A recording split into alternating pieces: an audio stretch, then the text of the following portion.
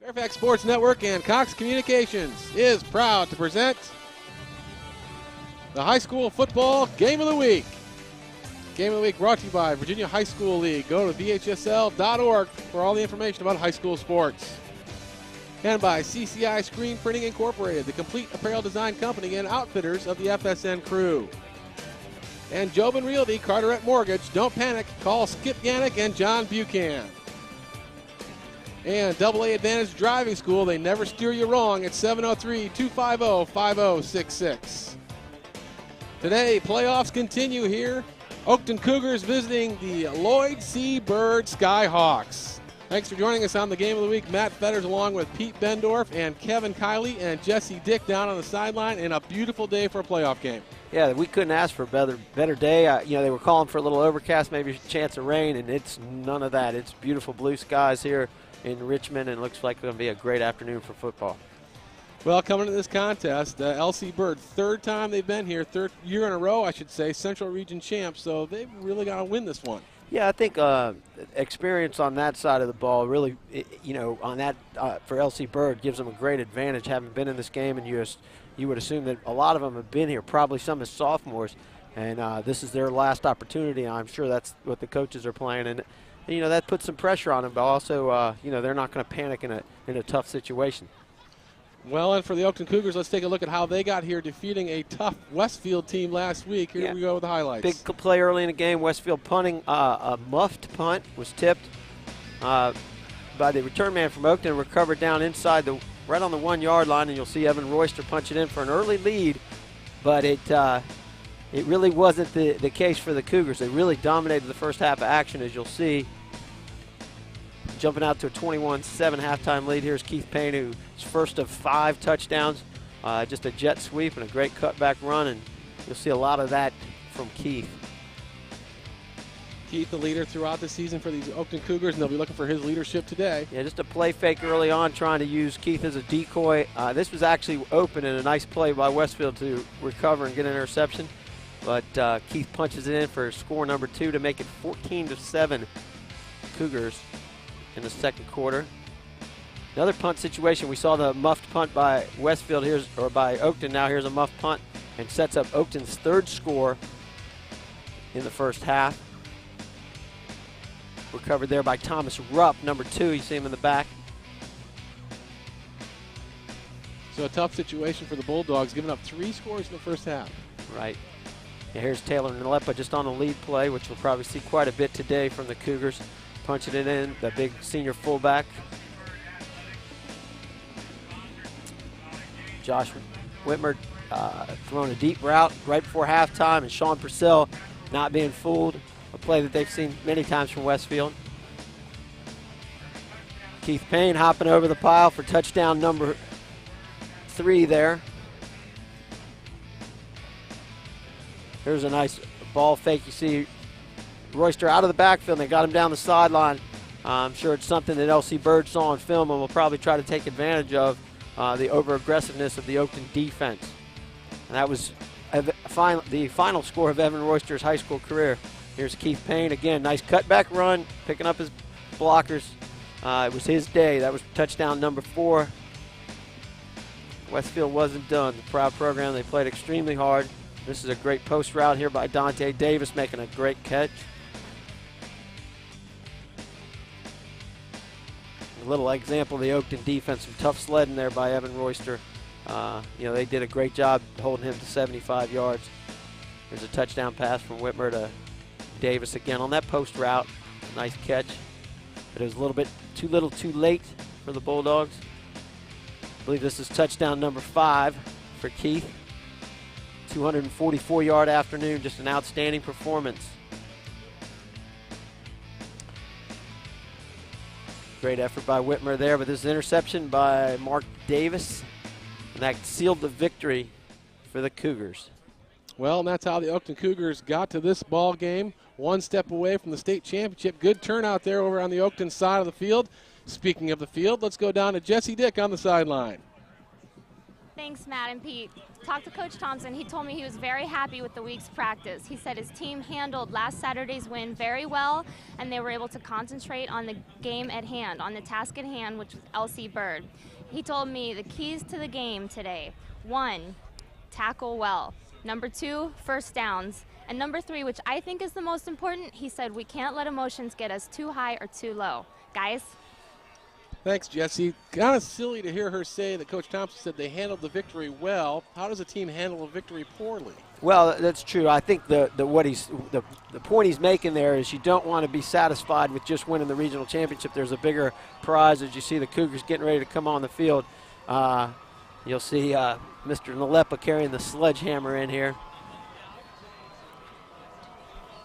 All right, let's go back down to the field to Kevin Kiley. Thanks, Matt and Pete. When you look at both of these teams, they are both so evenly matched up on offense and defense, almost mirror images of each other. When you get late in the playoffs and you have teams that are so evenly matched up, you have to look at special teams to swing the game one way or the other. On special teams, I have to give the advantage to LC Bird. They have a man named Kevin Grayson, who is a 6'3", 190-pound senior. He's returned 4 kicks for touchdowns this year. Look for him to be a huge advantage in the LC Bird victory today. Thanks, Kevin. Pete, you mentioned the sledgehammer. What's the significance of that well, for I these think, Oakton Cougars? It's significant in the sense that bring the hammer, okay? Let's play with great intensity. Let's be very physical. It was something they broke out last week, and they played very, very physical. They're going to need that against LC Bird. Teams that are very similar, you're going to see a lot of I formation, pounding the ball between the tackles, very, very physical, aggressive style of defense for both teams. Kevin made the point of, the special teams, and I think the critical point, if you kick the ball to Mr. Grayson, he's very dangerous. I know that the Oakton coaches know that and will try to kick it away. That's something we probably ought to look for right away in this game, playing that field position and kicking the ball away from these dangerous weapons. Grayson also holding the school single-season receiving yards record established this year. But also when you talk about LC Bird, you got to talk about Dominic Taylor, their big running back. Last week, 223 yards and 3 touchdowns. He also holds the single-season rushing record for the Skyhawks. Yeah, he's a dynamic little back. He's not tall in stature, but he's pretty well built. And again, they've built their reputation. They call it bird football. They're going to pound it at you. Here it is. It's very basic football, but it's physical and it's nasty. And Mr. Taylor is the guy who gets the lion's share of the carries. Well, you see the Skyhawks queuing it up, getting ready to bust through that banner down there in the end zone. As you saw, the Cougars already took the field, and the Skyhawks are taking their time, taking the home field advantage here, if you will. Here they come. Yeah, I will tell you, playing in front of your home folks is a big advantage, especially early. If you get a little bit of momentum going, they get behind you. And that's something that I know Coach Thompson's talked with his team about, and you heard him tell Jesse is, early in the game, handle the emotions of the game. Let's get adjusted. Let's get a feel for our opponent here because it's not a team that they're real familiar with other than they've seen tape. And obviously that's something that will play into it. As you see the captains meeting out at the center field, both teams 10-2 records coming into this ball game. LC Bird Skyhawks were 8-2 in the regular season. They had a perfect Dominion District schedule going 7-0, the Dominion District champs. Moving on to win the Central Region Championship last week. As we said, their 3rd straight Central Region Championship. The first round of the playoffs, they knocked off Patrick Henry 35-7. Then last week, it took an overtime effort to beat Meadowbrook 19-13. For the Oakton Cougars, as we said, also 10-2 on the season. They were also 8-2 in the regular season and 4-2 in the Concord District, losing 2 tough Concord District games, which probably got them ready for this playoff march that they're on. And as we said, they took home the Northern Region Championship last week. Their first round of the playoffs, they knocked off Annandale 28-14. And then again, last week it was 42-24 over the team that a lot of people thought would be the team playing here today, the Westfield Bulldogs. Yeah, and actually I think that's, we talked about LC Bird being in this game 3 years in a row. I think that Oakton is battle-tested coming through the Concord District, which is arguably the toughest district in the state. They're not going to be surprised by anything that they see here. A couple players to look for with LC Bird. Number 31, one of the team captains, Eric McBride, who's a outside linebacker, tight end. He's the Central Region Defensive Player of the Year. He's an excellent player coming off the field there. We said number 8. Number 2 that you saw, number 43, Angel Sala, who is a fullback and a defensive lineman. He's an excellent defensive lineman that you want to keep an eye on. So a bright, sunny day, as we said. Nice, cool temperatures. We got 12 minutes on the clock as we get ready to start the state semifinal game. Thanks for joining us on the FSN Cox 35 Game of the Week. It's going to be a good one. Yeah, Oakton's going to receive. They won the toss and decided to take the football, and I think that what they're trying to do here is establish some momentum early, establish Keith Payne and Taylor Nalepa, that power running game of theirs. We'll see what happens here as we get underway. As you see the Skyhawks coming onto the field. Oakton offense averaging 30 points a ball game this season. Defense giving up just about 18. The Skyhawks, on the other hand, averaging 31 points per ball game, but their defense only allowing about 8.5, and they had 3 shutouts on the season. Yeah, number 76 here, I believe the kicker, John Bolton, has a very, very strong leg. I watched him in warm-ups, but what I saw on tape and talking with Coach Thompson is they pooch the ball quite a bit. So expect maybe a short pooch-type kick. I know the Cougars have prepared for it. That's what they've seen on tape. Sure enough, Barely's going to go 10 yards, taken right there at the 50-yard line. Nice field position for the Cougars to begin this ball game. Yeah, well scouted. Obviously, they were well prepared for it. The fair catch, you take the possession on the 50-yard line, and I think that's part of why they chose to not defer and take and receive the football. Great field position for the Cougars to start their initial drive. Lafitte Smith doing a good job of the fair catch and pulling it in at the 50. So here we go. First possession of the ball game for the Oakton Cougars at their own 49-yard line. Houghton over center for the Cougars. There's a 4-4 look from Bird. Straight ahead, tough sledding against the blue shirts. No Tell you gain. What they had there, they motioned across, and you saw some slanting to the motion by Bird. It caused a legal procedure. Let's see who they call that on. Yeah, it's a motion penalty against the Cougars. They ran the midline, and actually they had them in really good position there.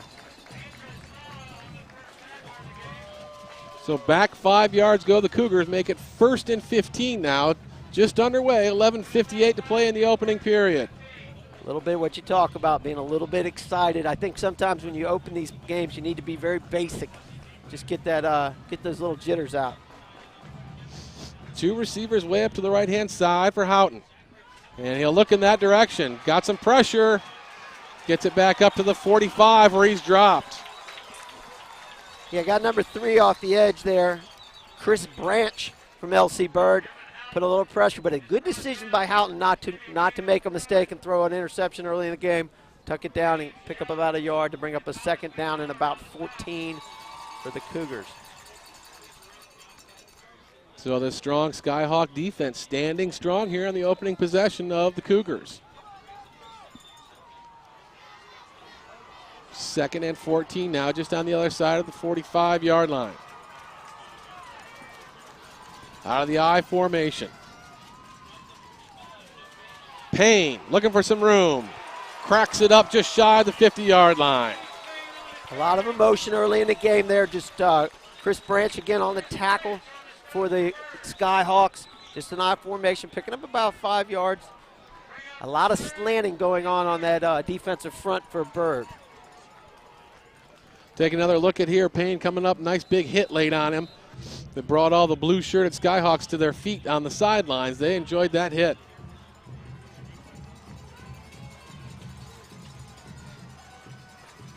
Third and 10 now for the Cougars. Houghton to throw. Trying to get it over the left-hand side. Falls incomplete. Yeah, good coverage there by the Skyhawks. Just a single receiver choice route to Jared Green. Picks up, comes incomplete, and will bring up a punting situation. But again, not a bad little series to open up other than the penalty. With a good punt here, should be able to pin LC Bird deep in their own territory. Although Mr. Grayson is deep, so we'll get our first look at Kevin Grayson, number 2. You see him there in the middle of your screen. Watching and waiting. High snap, pulled down, blocked. And they fall on top of it just around the 45-yard line. First big break for the Skyhawks. Yeah, huge play by number 31, the Central Region Defensive Player of the Year. Eric McBride, you'll see him come off the edge.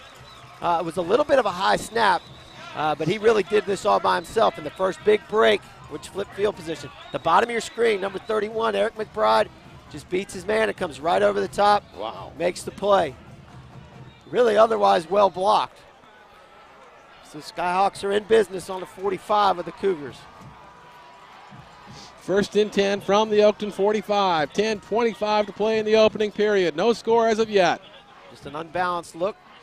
And there's the isolation. Tripped up and fumble all the way back to about the 48-yard line. And they'll call him down there. Sean Purcell made the tackle, getting up a little bit woozy. They got a little movement here. Thomas Rupp up the field. And you see Purcell making the tackle there on Taylor. Sean looks to be okay. Bring up a second and about 9 yards. One receiver way out to the left-hand side for the Skyhawks. One down here at the bottom of your screen. 2nd and 8 for the blue shirts. Taylor again, left side, scoots his way up close to the 40-yard line. Okay, you've seen the isolation on the first play. This was the just the wham G or belly G, a lot of pulling the backside guard and trying to kick out off tackle. Again, you've seen the staple. We're going to see a lot of that from L.C. Bird today. See some of the big uglies there for L.C. Bird. Not overly tall, but carrying a little weight. Yep. Wide. 3rd and 5 now for the Skyhawks. 9:07 to play in the first quarter. Going to readjust what's going on. Drops his mouthpiece. Quickly puts it back in, does Jonathan Hughes. Here comes Taylor. Right side. The white shirts are there to stop him short of the first down. Good defense there by the Cougars. Just a staple of the Bird offense. And you see Taylor coming off after a short game. We'll bring up a punting situation. Got to be careful for a fake here. But again, I think that L.C. Bird's game is to play field position, pin the ball deep, and let their defense make some plays for him. Taylor Nalepa back for the Cougars. John Bolton back to punt it away for the Skyhawks. Flags are thrown. The officials are from the eastern region, and legally that's a legal shift what they were doing. Now, sometimes that's to try to draw them off sides. But once you're in a two-point stance, you can move, and you can see Coach Bedwell, who's a Fairfax High School graduate for Bird. And they do waive the they did call illegal procedure. And I think sometimes, and I agree with the officials here, what's the intent? They were trying to draw them off sides. They weren't adjusting to adjust their protection. It's a rule that I would like to see enforced more often. So back now to the Oakton 44-yard line. Bolton now back at his own 40. Nalepa now up, awaits the kick at the 15.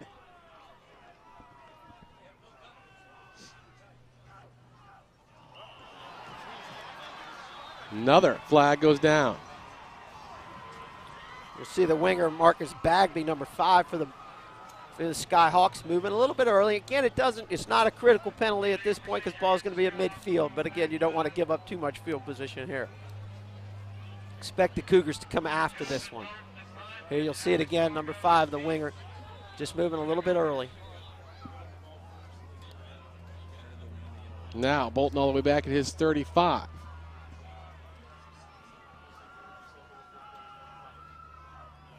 Here come the Cougars. High lob of a snap, gets it away down the right side. This is Wargo on the return. Bobbles it, and Skyhawks say they have it. Do they? No. Oakton football. Yeah, and again, a little bit sloppy here early in the game. The 2 penalties probably gave up to about 15, 20 yards of field position. You see Wargo here trying to field it. And I will tell you, tell that guy all the time, field the ball, because if he doesn't, they're going to give up 10, 15 yards of field position. That gets a little bit scary sometimes, but a good job by Alex diving on that football. All right, we have exchanged possessions, and 7:49 is on the clock here for the first quarter, and the officials want a timeout.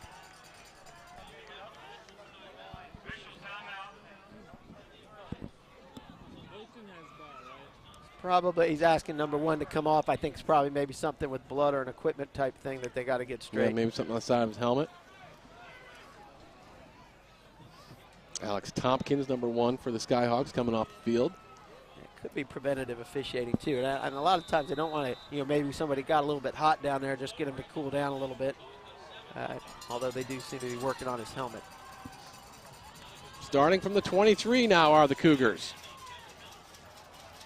Straight ahead, they get it up just shy of the 25, maybe a 1-yard gain. Yeah, just the veer there, a handoff to big number 44, Taylor Nalepa, a staple of the Oakton offense, and you see the physicality of that Bird front, stopping him for a very short yard pickup.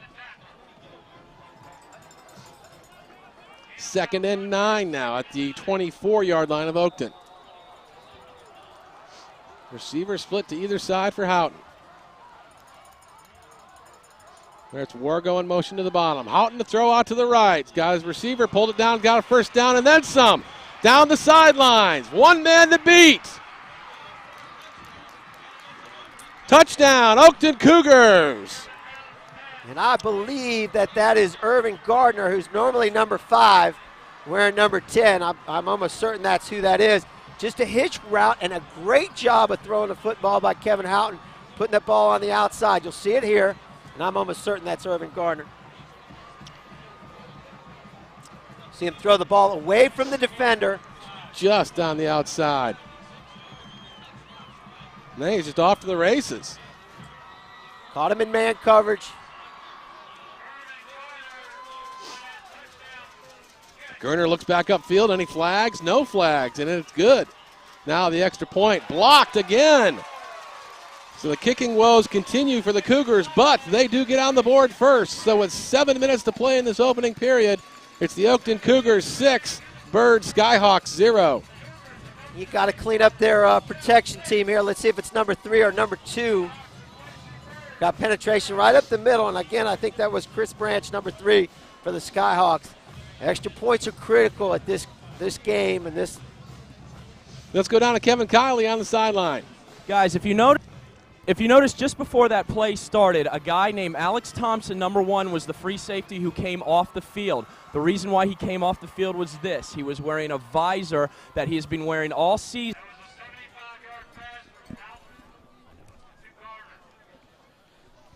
I think what Kevin's talking about is the visor is smoke-colored. It has to be clear at the high school level. Oh. And here's the thing. It may have slid here in the central region, but you got officials from the eastern region, and that is a rule that is enforced. It must be clear, that visor.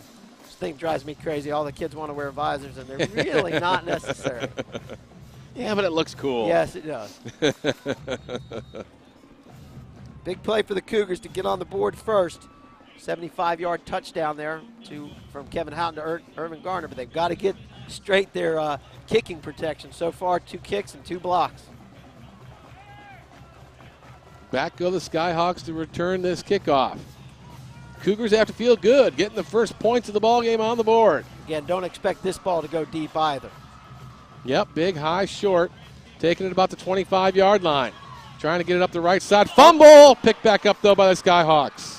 Yeah, friendly bounce for the Skyhawks there. Again, kicking the ball to number 90, a guy that probably doesn't handle the ball too much. That would be Dante Boone, a junior for the Skyhawks. And certainly, and you'll see it here again, keeping it away from these guys that can take it the distance. Boone it is.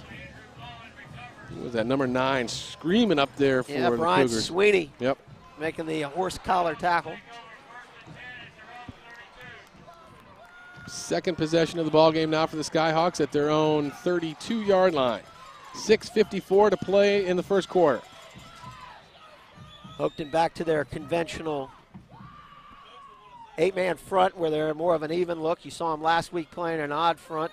That was defense. You'll see a little bit today, but it primarily put into to stop or slow down Evan Royster, and it worked effectively for the Cougars last week.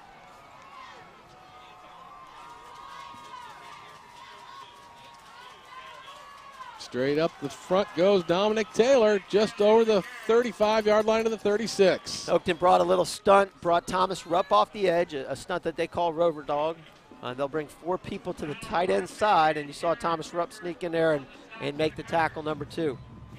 Taylor with the 4-yard gain, make it 2nd and 6 now for the Skyhawks.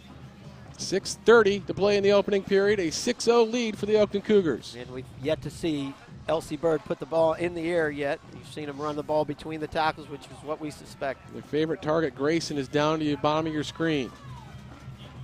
Straight ahead, the host of white shirts are there to stop him from a gain of about 1. Yeah, fullback trap there to Angel Sala for the Skyhawks, and a host of defenders there for the Cougars. Bringing up a 3rd down and 5 here. You'll see it, the guard pull, just a trap right up the center. Well defended by Oakton.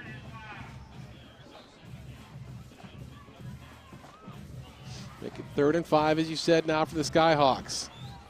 Not going to make a living trapping Oakton with Jared Rupert up there, who's been a 3-year starter and 2-time All-Region player.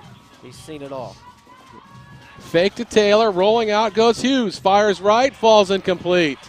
Trying to get it out there to Eric McBride, but the defense was up to the task. Yeah, good pressure brought by Keith Payne.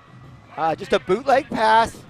And Mark Davis, great coverage on the drag from the outside receiver there, the tight end. Bringing up a punting situation again for the Skyhawks. Again, there you see Mark Davis biting down on the coverage. Oakton looks to be setting up a return here, not bringing the pressure. Wargo back to return for the Cougars as Bolton gets ready to punt it away. Wargo stands at about the 31-yard line. Down the right-hand side, Wargo waves the fair catch and lets it roll, and it takes a Skyhawk roll down inside the 15 to about the 12. Actually, what I was talking about the time before, Wargo hustled over and made that sliding catch that he almost fumbled. Not fielding it this time. That's 20 yards of field position, you know, something that's critical in this game.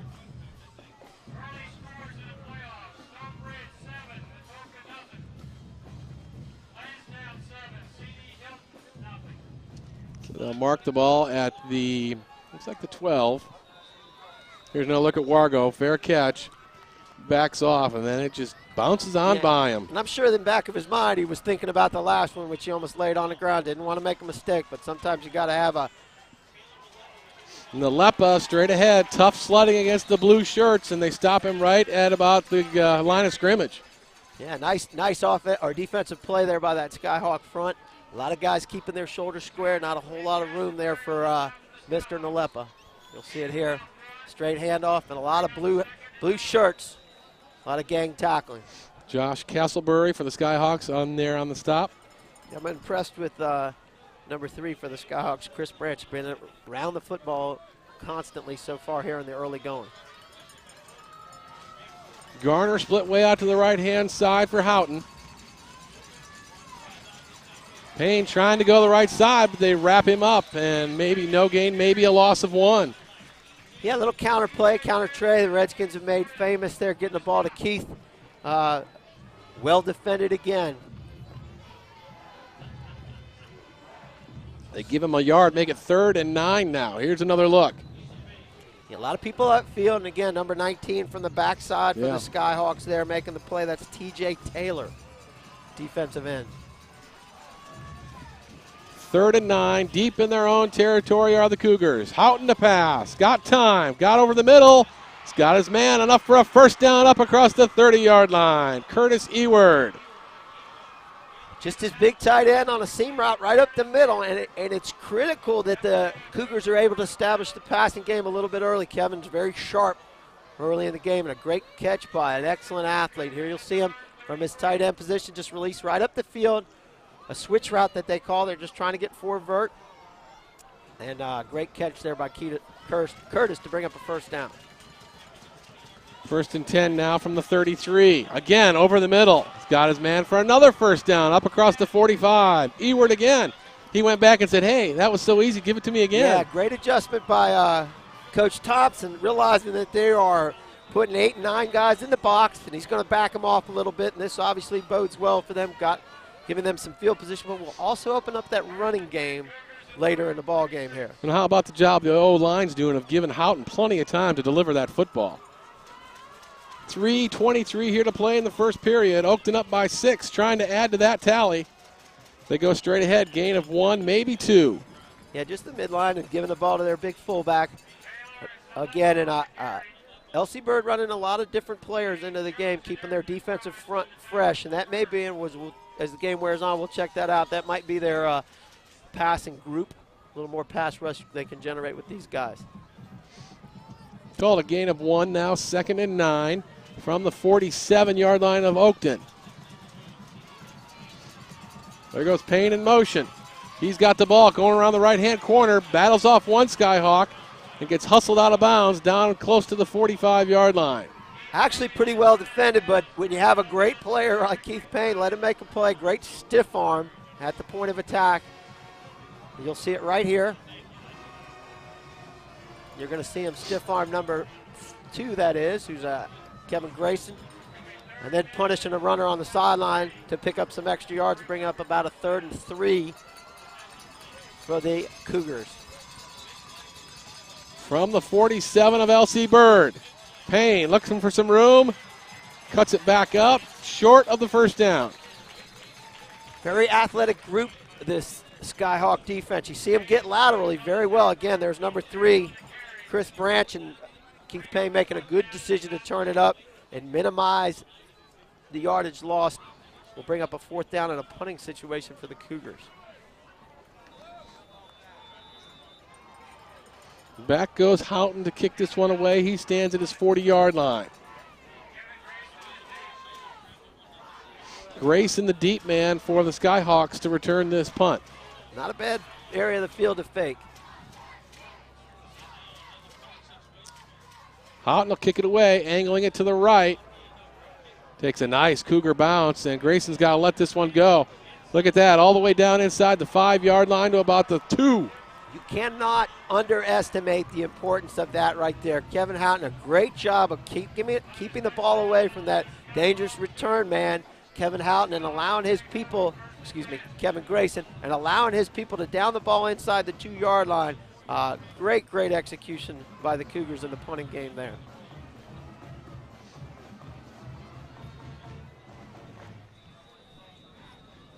Very swiftly paced game so far. Yep. We're at 1:46 here in the first quarter, and again, both teams are doing exactly what we thought, running the football, and Oakton is able to make a couple of plays in the passing game. 1st and 10 now for the Skyhawks, deep in their own territory. 1:46 to play in the first period. Trying to go left, still on his feet. Taylor bouncing off white shirts left and right, but they finally pull him down. They're going to mark it at about the 6, I think. Nice run there by Taylor because he got hit in the backfield. Made a number of Cougars miss and almost popped that thing out of there, but great pursuit by the Cougar defense.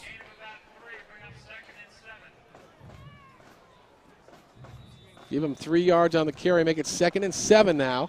Good look at the quarterback, Jonathan Hughes, a 3-year starter. He's a junior. He started since he was a freshman here at LC Bird. So also his 3rd straight Central Championship season. Here we go, Taylor right, trying to bounce it out, but he's wrapped up and dropped at the 10-yard line.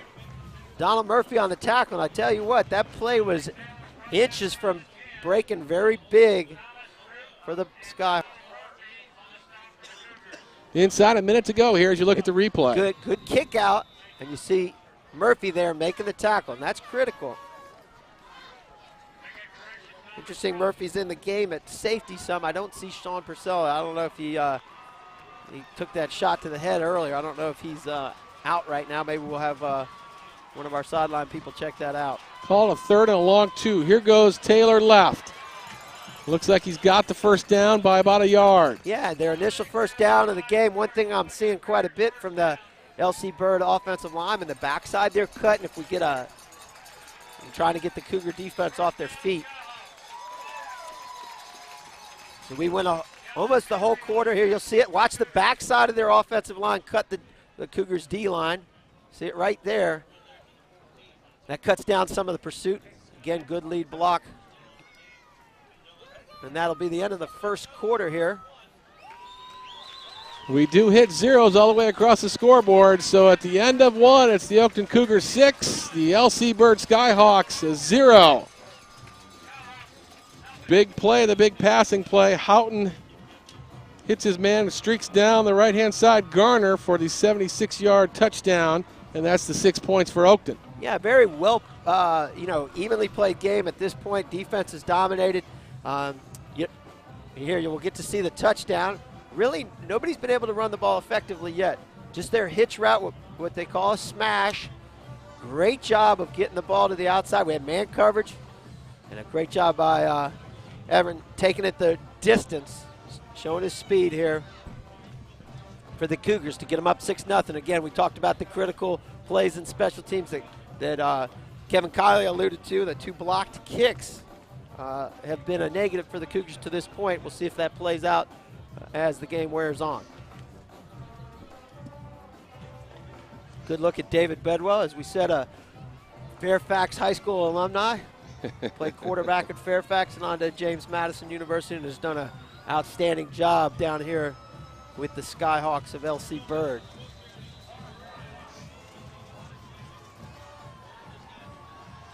Okay, here we go. Fresh 12 minutes on the clock to start the second quarter. They stay with Taylor, trying to go left. He's got some dancing room, gets it up across the 20, hustled out of bounds at about the 22. Yeah, starting to establish the run a little bit. And again, one thing I keep seeing is a lot of cut blocking and trying to get the Cougars off their feet to reduce that pursuit that they're getting a little bit. Nice big 8-yard gain on the play. Make it 2nd and 2 now for the Skyhawks.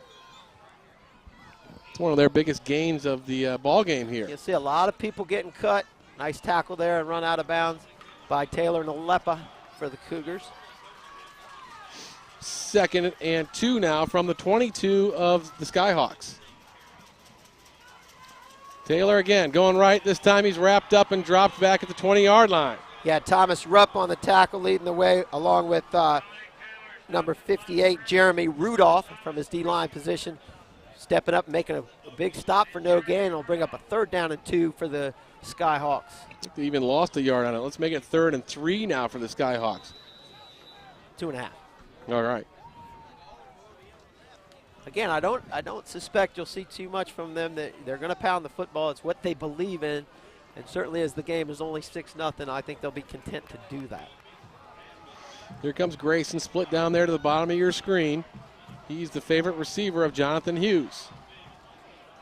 And that's the way he'll go with it. Grayson up across the 30. Look at this. Inside the 45 to the 43 where he's dropped. Biggest gain of the ball game for the Skyhawks. Yeah, a little surprised the Cougars played a little bit soft there. Donald Murphy is a good cover man. And we see the athleticism there of Kevin Grayson. Just a hitch route, the same play that Oakton scored their touchdown on. And he picks up a big 1st down. You'll see it here. Just a 6-yard hitch, the same exact route, and see how soft it. The Cougars were playing off. Thomas Ruff hustling down to make a tackle. Mark Davis hustling over well from the opposite corner spot. Big 1st down and excellent field position for the Skyhawks. 1st and 10 now in Oakton territory for the first time today. Here goes Taylor Wright. Wrapped up at the 40, falls forward for another yard. Yeah, good blocking at the point of attack. Letting Dominique Taylor kind of find his way. Again, starting to pick up a little bit of yards on 1st down, getting themselves in 2nd and about 5 or 6 here for the Skyhawks. Again, watch the blocking at the point of attack. Getting a little bit of movement. Not a whole lot of white shirts there. Keith Payne getting an arm on him. Mark Davis making the tackle for 4 yards. Call it 2nd and 6 now for the Skyhawks. 10 minutes to play in the first half. Skyhawks trail 6-zip. Taylor trying to go left. Skates his way through some white shirts. Cracks it down inside the 35 to the 33. Good job of being very patient. Waiting for his blocks to develop and then just picking up some good yards on his own because the play was pretty well developed. First time we've seen the ball really go outside on the perimeter for the Skyhawks. Again, just nice job of keeping his feet. As we told you, he's not very big, but he's very muscular in that lower half of his body and able to bounce off those would-be tacklers. Jared Rupert there on the stop for the Cougars. He's 190 pounds, and I'd say about 180 of it's from his waist down. 3rd and about a yard here for the Skyhawks. Taylor going right. He's got the first down, falls forward to about the 30. Excellent vision, and there's no secret why he rushed for close to 2,000 yards. He made 2 Cougars miss in the backfield, which allowed him to pick up the first down. Nice little drive here for LC Bird. This is the kind of drive they are known for, just hammering it out, giving in the ball to Dominic Taylor, eating up the clock, slowly working their way down the field. Sounds familiar, like the team in the white. 1st and 10 now from the 30 of Oakton. Taylor straight ahead this time. He only gets about a yard. He had 2 tight ends set, and again, just slamming the ball straight ahead. And for Oakton, that's a big victory, because what you're looking for there is to win first down. Put them in 2nd and long. We've talked about that on this drive where LC Bird has gotten 5 and 7 and 8 yards on first down, set them up to keep the drive alive. Be 2nd and 9 now for the Skyhawks. Hughes brings his blue-shirted Skyhawks back up to the line. Grayson split way down to the left-hand side. I formation behind Hughes. 8:06 to play in the first half. Looking for Grayson again. There he is. This time they stop him after only a gain of a couple. Yeah, it's interesting. You're getting an unbalanced set where they're putting a 4th lineman to that side. That was a single receiver route, max protect, just trying to get it out to their playmaker. See the extra lineman there at the bottom of your screen. And again, just a hitch, very soft coverage. Good hustle by Keith Payne over here to make the tackle. Murphy again and again is there for the initial hit, but just can't quite wrap him up. He's down and brings up an important 3rd down, but the ball's inside the 25, so I would suspect that they'll be content to go 2 downs here if they need to get the first down. 3rd and a long 2 from the 23 of Oakton. Straight ahead, upended goes Taylor. I think he's still shy of the first down. He's going to be very close. It'll probably be a measurement. Good job of going up and over the top.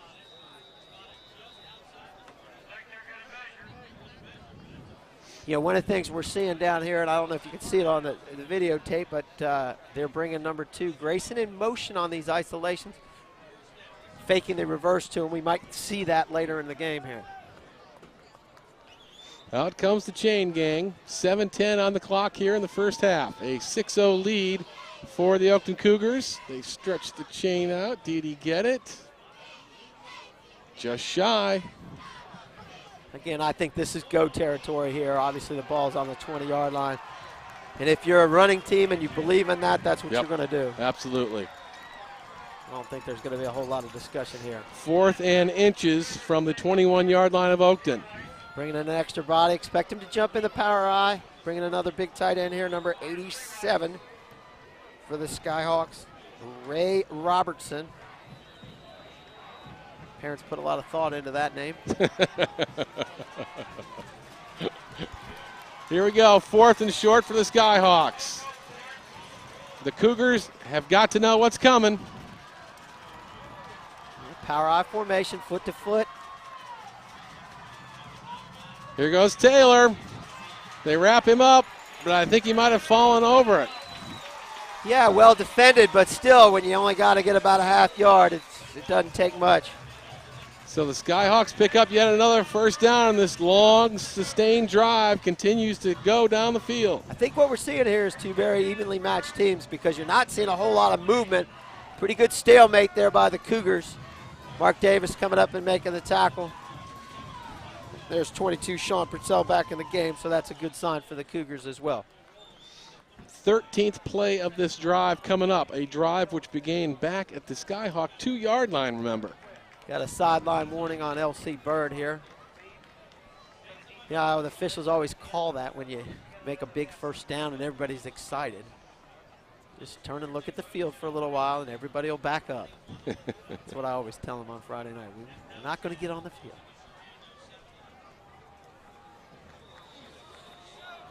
Skyhawks are in business on the 20-yard line with a first down. 6:30 to play in the first half. Skyhawks trail by 6. Hughes looks things over. Pitch to Taylor going right.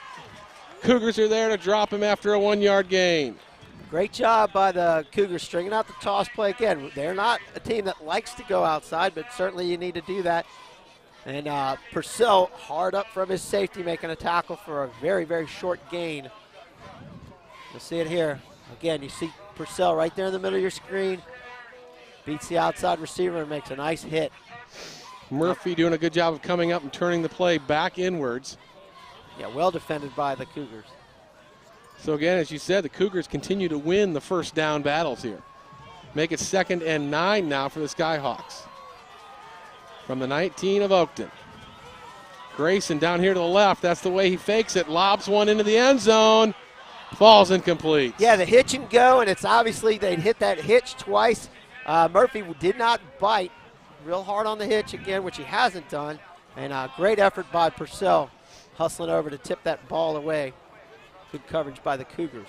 Purcell came down with a look to himself like, I could have had it. I had it in my hands. Here's another look. Yeah, good coverage.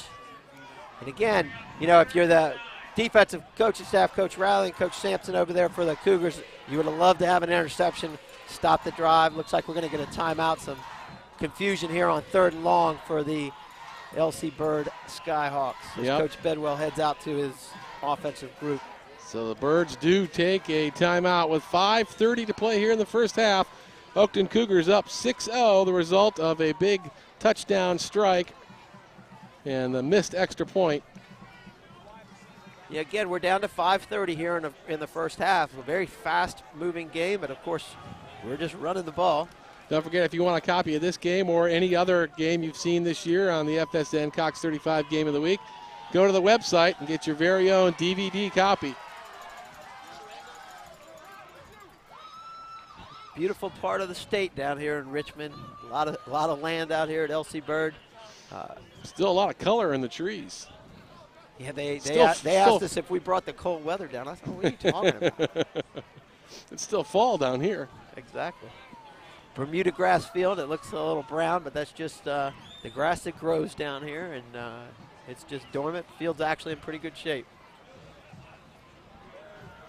3rd and 9 now for the Skyhawks.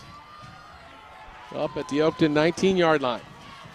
Grayson down there to the bottom of your screen. Hughes fakes it to Taylor, rolling left, got some pressure, gets it away. Dropped. Eric McBride had it in his hands, couldn't hold on. A flag. Yep. This will be interesting.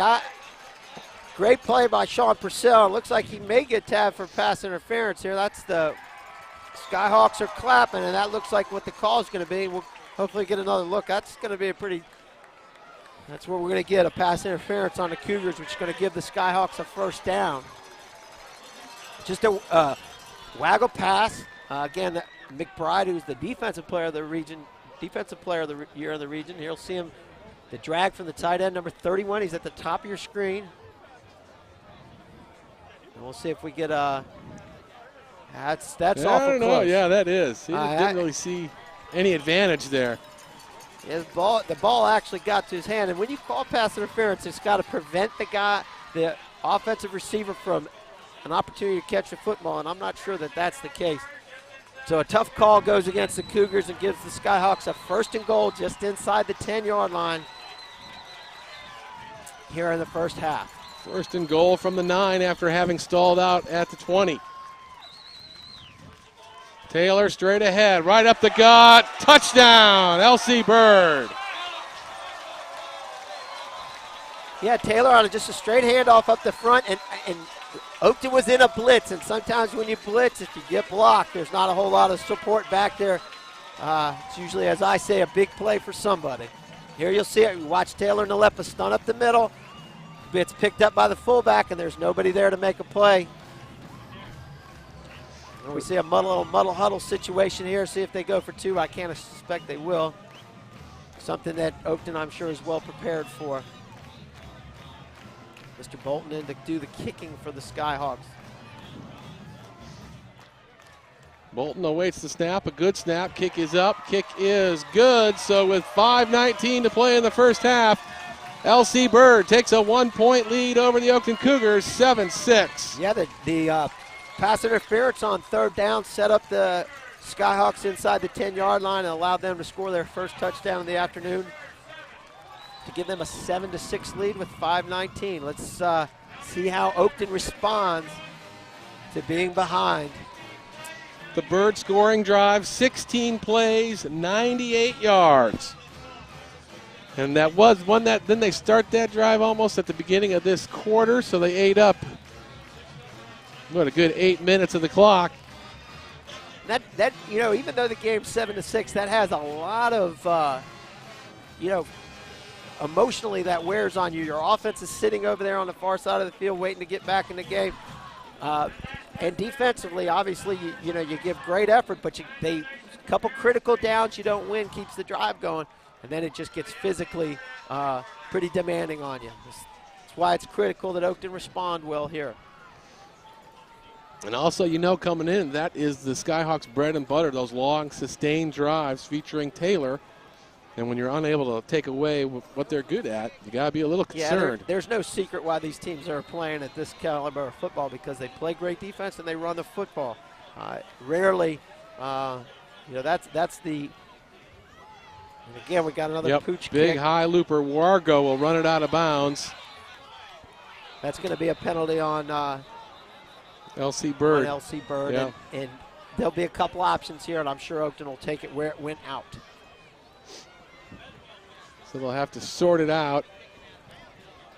I believe there's 3 options there. They can force him to re-kick, take it where it went out, or on the 35, and I believe that ball, legal procedure. The ball will go to the 35-yard line, I'm assuming, for the Cougars. And that they are kicking the ball that way. They're trying to prevent a long return and also an opportunity that, that ball is live once it travels 10 yards.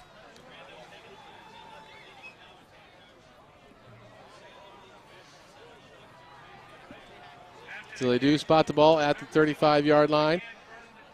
5:19 on the clock here for the Cougars to work with as we head towards the end of the first half. Cougars now trail 7-6. Oakton needs to get their running game going. They really haven't been able to do that. They've made, obviously, the long touchdown pass, and they've completed the ball pretty well. Been very accurate in the passing game, but I'm sure they want to establish the run game a little bit here. 1st and 10 from their own 35. There goes Wargo in motion to the top. Nalepa. Tough sledding against the blue shirts. Dropped for no gain. Yeah, it's interesting. I mean, you see again number 3 there. Chris Branch. Chris Branch leading the way for a Bird. But it's the D-line that's not allowing any movement up front and allowing those linebackers to scrape. Watch the D-line up front. They'll really stop any movement. Yeah, just stopping them up there and allowing that pursuit to get there for the Skyhawks. 2nd and 10 now. Houghton and company, here we go. Drop back fumble. See a lot of slanting going on, and they slanted right into the mesh point on the option there.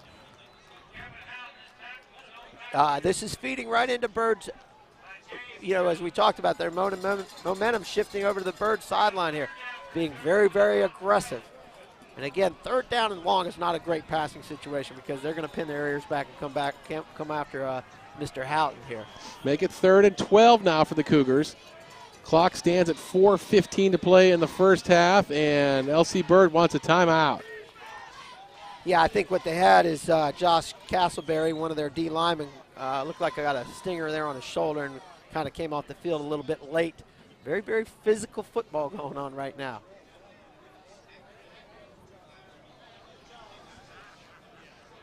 Don't forget, Fairfax Sports Report, Wednesdays at 10, Thursdays at 7, Friday noon on Cox Cable Channel 10. All the finest sports reporters in Northern Virginia get together for the Fairfax Sports Report. Be sure to tune in for that. I know it pains you, Matt, that those L.C. Bird has the Michigan look on their helmet. They sure do. And their fight song is Hail to the Victors. But the Oakton fight song goes to the tune of the Ohio State fight song, so very appropriate here. Exactly. We got the Michigan-Ohio State matchup being played just like it used to back in the 70s, 3 yards in a cloud of dust. Exactly right. 3rd and 12 now for Houghton and company. 2 receivers up to the left-hand side. Houghton will go to the left. got his man down the left side. Is he in? No, steps out of bounds. Good play fake and a nice job. And it's funny how a play fake will work on 3rd and 13. Yep. Was still able to get Gardner down the side. The ball just floated a little bit out of bounds. But again, people are open downfield. We'll bring up a punting situation for the Cougars. And the kicking woes could really sting the Cougars here if something happens deep in their own territory. Yeah, a little bit at this point. You're trying to do some damage control. You obviously want to play a pretty good series on defense. Get to halftime here only down maybe a score or get one more opportunity with your offense. Cougars have had a punt blocked and an extra point blocked, and Houghton does get this one away. Not a great kick, but it's got a nice hop. Scooped up at the 40 by Grayson, where his feet are taken out from underneath him, and he's dropped. Nice tackle by Brian Sweeney. Yeah, we tell our kick returners all the time, it used to be if the ball hit, don't touch it. But a lot of times you get a very favorable hop, and you can catch that ball dead on the run. Now the Skyhawks will take over at their own 45-yard line with 3:56 to play here in the first half and a 7-6 lead. Challenge time for that Oakton defensive front, led by number 70 there, Jared Rupert, and number 58, Jeremy Rudolph. There goes McBride in motion, flip-flopping rather, over to the left-hand side. This is Taylor. Fires his way for a nice gain of about 5-6 on the play. I think what you're seeing a little bit is LC Bird trying to impose their will on him, just being physical. Where that was a no gain early in the game is now turning into 4 and 5 yards. Some good blocks at the point of attack. Starting to wear on that defensive front of the Cougars. Nice 6-yard pickup by Taylor on that first down play. Make it 2nd and 4 now for the Skyhawks. Again, just shifting the extra man into the boundary, getting an extra man. You expect him to run it right down in here to the short side. Again, they move McBride down to the left. Here comes Taylor again. He gets through that first wave of white shirts, and then he's tripped up and dropped at the 35. Obviously we're sitting here, and there's, this is the first time we've seen LC Bird play, and a lot of us are sitting there going, well, we know what they're doing. But it's one thing to know it, and then another thing to stop it. Again, just powering the ball off guard there. Some tough sled and a nice tackle there by Sean Purcell again for the Cougars, who's been very, very busy. Taylor looked like he reached back to his hip. He had a hip injury earlier in the season. Might have aggravated it a little bit there on that play. We'll have to keep an eye on him, see how he moves from here on. We'll call it the 40-yard line here for the Skyhawks, 3rd and very short. Taylor dropped short of the first down. Taylor Nalepa getting some penetration from his linebacker position, making a big stop here. And again, it brings up 4th and short. We're about 2 minutes to go. See what Bird decides to do. It looks like they're going to punt the ball. Nope, they're putting their heavies. They're too big. You'll see the penetration. Great job by Nalepa.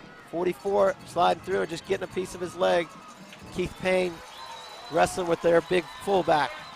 Power eye again. 4th and 1, here we go.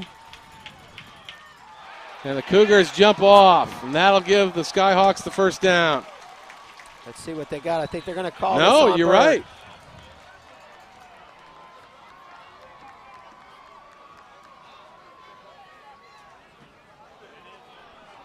Looks like I may have spoken too soon here. Now they did mark it off on Bird. Yes, they did.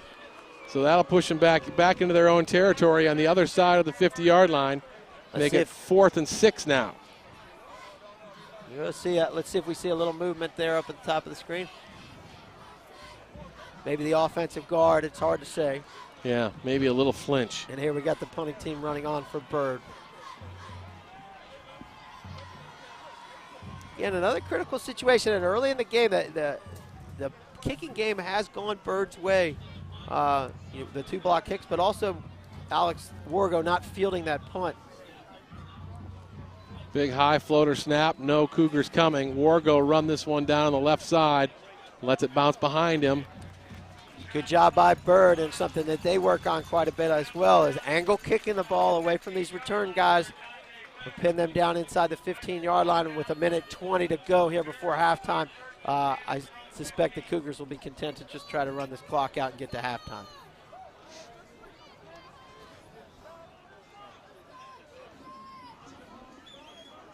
And I think sometimes in these games, especially when they're so evenly contested, you want to get to the fourth quarter and give yourself an opportunity to win a football game. 1:21 on the clock to play here in the first half. Cougars down by a point.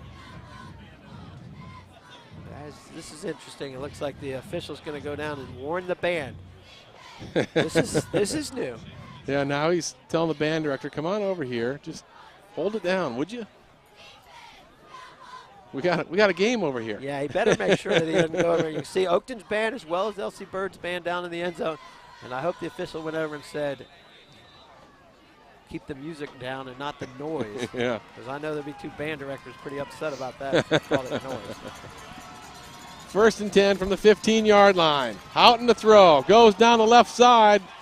Again, he's got his favorite receiver of the day, Garner. Yeah, well, something that's very interesting, the reason I'm sitting up there in the booth, I just told you they'd run the clock out here. They run hitch and go and pick up about 20 yards. See a pump fake again, just the hitch. And Mr. Houghton is very sharp today. Great ball there. And Irvin picks up the first down and gives the Cougars some excellent field position. Again, Houghton with all day to deliver that football. And I think when you're so stout against the run, sometimes you're not trying to get upfield. And that's why they're pretty good there. Again to throw from the 32. Slides inside the pocket, scampers his way up across the 40. Look at this. Enough for a first down up across the 45 to the 46. I think what you see there is one thing. Kevin's going to hurry up. Kevin is one of the strongest Oakton players. Extremely hard worker in that weight room. Very, very physical young man, and you see him bounce right off those tacklers and get the ball to the 45 as Oakton takes time out here with 1:06 to play. So I guess they're just going to run this one into halftime, huh? Exactly. With the lead after they get a field goal or a touchdown. Again, you'll see it right here. Breaks the tackle off too, and again, picks up nice yards. Great job by Kevin picking up that first down for the Cougars. Clock stands at 1:06 to play here in the first half. Now you'll see them go to their hurry-up offense now that they've got some field position and prove me wrong. A 1-point lead for the LC Bird Skyhawks. Coach Thompson, I'm sure, is well prepared. It's something they practice weekly over and over, their rally offense or their 2-minute offense. The other thing I know Oakton has is some last-second plays, which we may see here.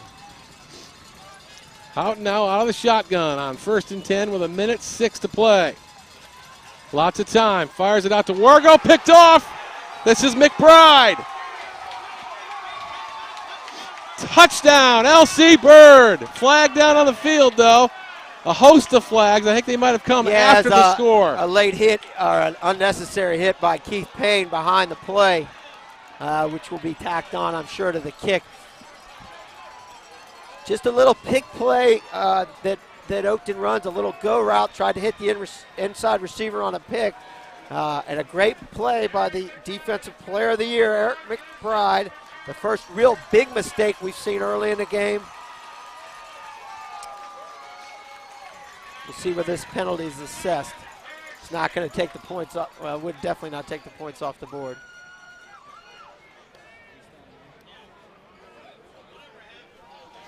McBride looked like he knew where that play was coming from the get-go. See if we see this again as they're sorting out. You see McBride, he's now officiating the game as well. He can do it all down here for the Skyhawks. The officials sorted out with 55 seconds on the clock here in the first half. Touchdown and yes, good. Touchdown for LC Bird.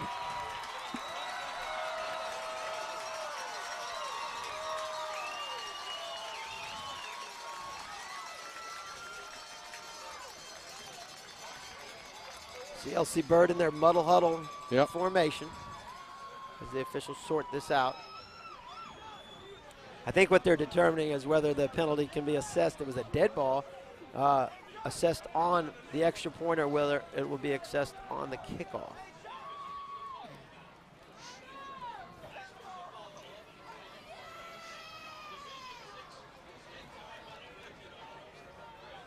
He had a microphone going earlier in the game, and he must have Either he's not turning it on now, or we could hear him the first couple calls. You see the Bird coach is asking if they can assess it on the kickoff.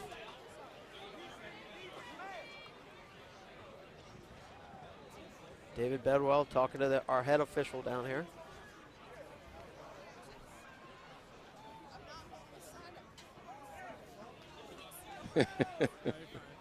Says, okay, I got be this you. hard. Yeah.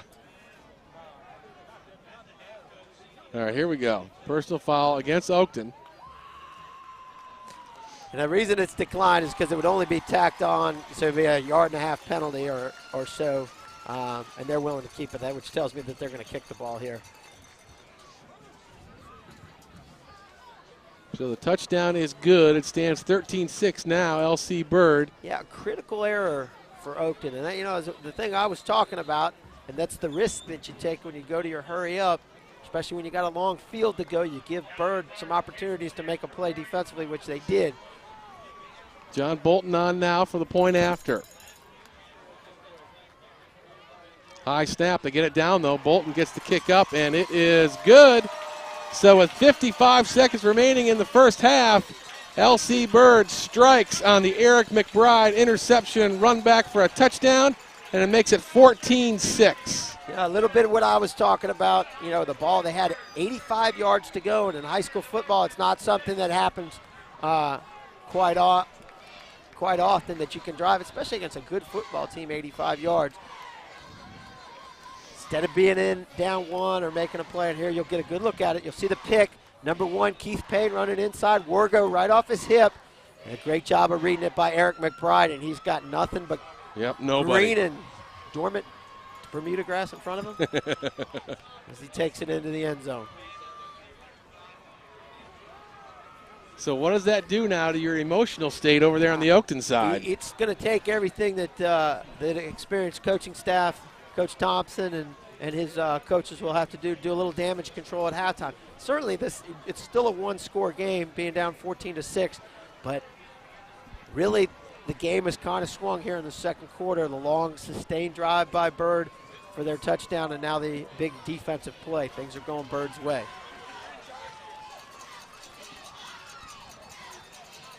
And it's just getting colder over there on the Oakton side in the bleachers. Yeah, emotionally, especially when you're a high school player. And again, we talked about Bird being in this game 3 years in a row. They've had their share of being on the wrong end of it, and I'm sure they're relishing this opportunity. Bolton now preparing to kick it away. Keith Payne, the deep man, back for the Cougars. Again, they'll just pop it up to the left side. Takes a big bounce, rolls out of bounds. That ball is dangerously close to staying in bounds, and that would be LC Bird's possession if they could recover it. Again, another adjustment that Oakton's going to need to work on, fielding these short kicks. Let's see if Oakton still has the same mentality. Let's try to go downfield and see if we can make a play. Well, you would think now, since they were willing to take the chance when they were down by 1, why not now? The worst case scenario has occurred, so let's just keep throwing it down there. Don't want to get stung by that same bee twice. I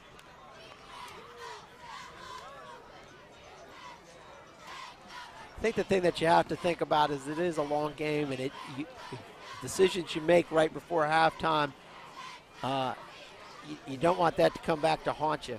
And certainly things were going their way, but one play and bang, it's instead of a 1-point lead, it's an 8-point lead for your opponent. So still 55 seconds on the clock here, remaining in the first half. You know, we looked at LC Bird. They're really not a quick strike offense. So again, you play to minimize possessions and minimize opportunities.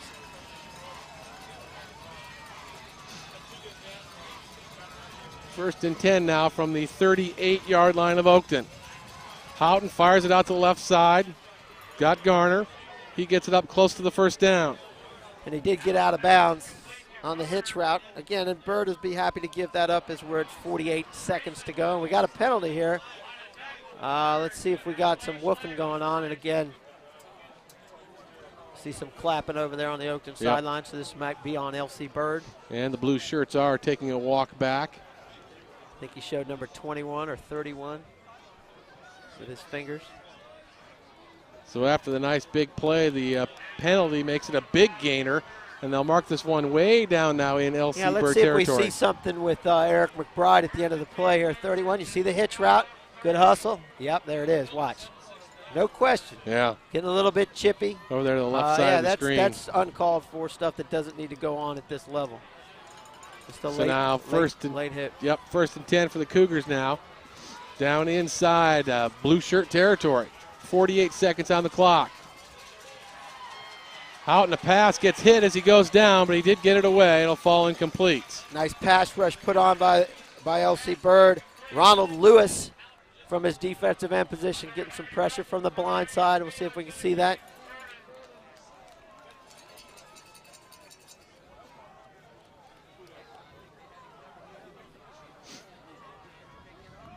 Actually from his D tackle position, a nice play.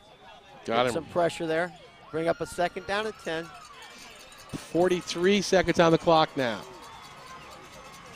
Houghton again out of the shotgun. Goes left with it. Got his man. Yes, he pulls it in. Does Garner. Still on his feet inside the 20-yard line. Juggling catch, and again, that ball's down inside the 20. First down, the clock will stop and wind on the stretch. Great little drive here from Oakton, and obviously, you know, I go back to what I said. A lot of confidence in Joe Thompson and Kevin Houghton. He's been very sharp here as they push it down now into excellent scoring position. Now the clock starts to roll. 30 seconds left in the first half. Houghton goes right. He's got his receiver just shy of the goal line. Yep, Jared Green right down there. A good job hustling by a center to get Garner out of there and stop running his mouth. Excuse me, that's Green. Right down there on the 1-yard line now. 1st and goal from the 1. 26 seconds. Oakton will take a timeout. Green so wide open on that last play, it almost looked like the Bird players had quit on it. Yeah, they're playing a little zone coverage there, and there is some, everybody talks about there being some room in the middle of the field, just a post route. Very, very impressed with Kevin Houghton. A lot of poise, delivering the ball on the money, throwing the ball very, very effectively here in the first half. Here's another look at this last one. Yeah, out of the shotgun. Good protection by the Cougars. Steps up and rifles this ball into Jared down on the 1-yard line. So close. Good job by Jared to pull that one in. I know one of the things that Coach Thompson talked to the Cougars about is keeping their composure, and that's one of the things. You don't want to pick up a penalty there. Let your emotions get the best of you.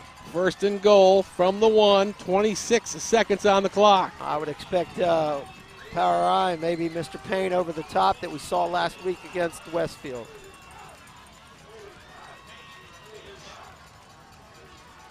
Officials moving the photographers deeper into the outside of the end zone. There's a coach that drives you crazy because they're just slowing down the game. All right, here we go. Everybody in tight for the Cougars. Keith Payne up and over. Touchdown, Oakton Cougars. Exactly what we saw last week, just a basic isolation play. You see Mr. Payne up and over the top. Going for 2 here. 14-12, 23 seconds. A great drive by the Cougars. Bounce back after giving up the interception, run back for a touchdown, and they put together a snazzy little 4-play drive. Nice job of getting the Skyhawks off their feet, and he's a good 8 yards into that end zone. Yeah, boy, was he. Here we go, going for 2 in a tie ball game. 23 seconds on the clock. Know the play they're running. 18 belly slip here. Watch number 1 try to sneak out behind the line of scrimmage. Now they do a good job defending it, but there he he sneaks back out. goes. Falls incomplete. Payne wants interference. Should be interference, I think. It was Payne versus 3 blue shirts in the end zone. Yeah, this is a play that we've run at Oakton for a lot of years for a 2-point play. We call it 18 belly slips. Just slide that guy out. I'm kind of surprised he forced the ball there a little bit. Let's see if we see it again. So the 2-point attempt to no avail, and it stands at 14-12 now with 23 seconds to play in the first half. Here's another look. Keith try to sneak behind the line of scrimmage, and he gets hung up. Yeah. And then he slides out. And as he slid out, all those guys went with him. Yeah. A little bit of contact there, it looked like to me. I couldn't see it very good on the replay. Yeah. But a big play and a big stop for Bird as they continue to lead 14-12. An important answer and drive for the Cougars to get some of that confidence back as they go into halftime. Well, I was going to say, we discussed what it did to them emotionally to give up that interception run back, and what's it going to do to pump them up now that they've been able to come back and put some points on the board. Well, I think the one thing that they have been able to do is throw the football and pick up nice chunks. And I think obviously that, although they haven't run the ball effectively, they've been able to do that, and that's something that will play in their minds, certainly as this game remains close. Donald Murphy out to kick it away for the Cougars. McBride and Grayson back deep for the Skyhawks. Back at about the 10-yard line. Here comes Murphy's kick. Just a little dribbler taken at the 35, and down goes the Skyhawks. They'll have 21 seconds to go here in the first half. Again, just a squib kick, minimizing the return. They might as well just kick it out of bounds because it put the ball on the 35-yard line, which is where it ends up. Let's see if the Skyhawks take a chance downfield here with their playmaker, number 2, Kevin Grayson. See him there as he breaks the huddle. Grayson down here to the left-hand side. We're going to get a kneel down.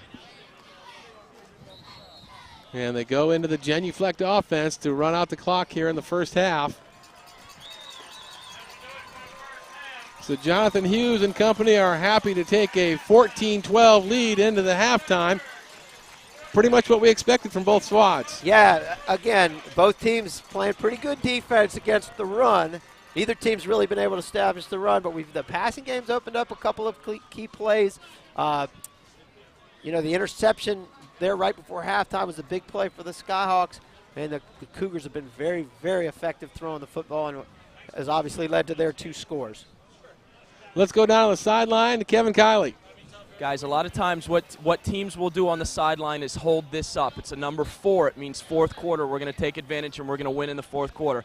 But what I've been noticing is LC Bird, before every kickoff, is holding up this. It's a number 3. It stands for 33, Jeremy Winfield, who passed away unfortunately last year. He was a junior. He would have been a senior this year. And as I was talking to some of the LC Bird players on the sideline, they said that they made a team promise that they were going to get to the state finals.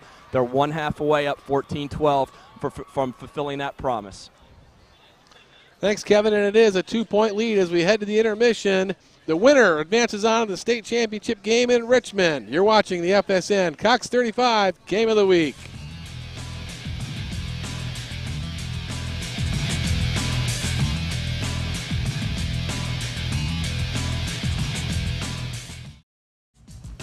"24 minutes until we decide who's heading on to the state championship game. It's a 2-point lead, LC Bird Skyhawks over the Oakton Cougars, 14-12.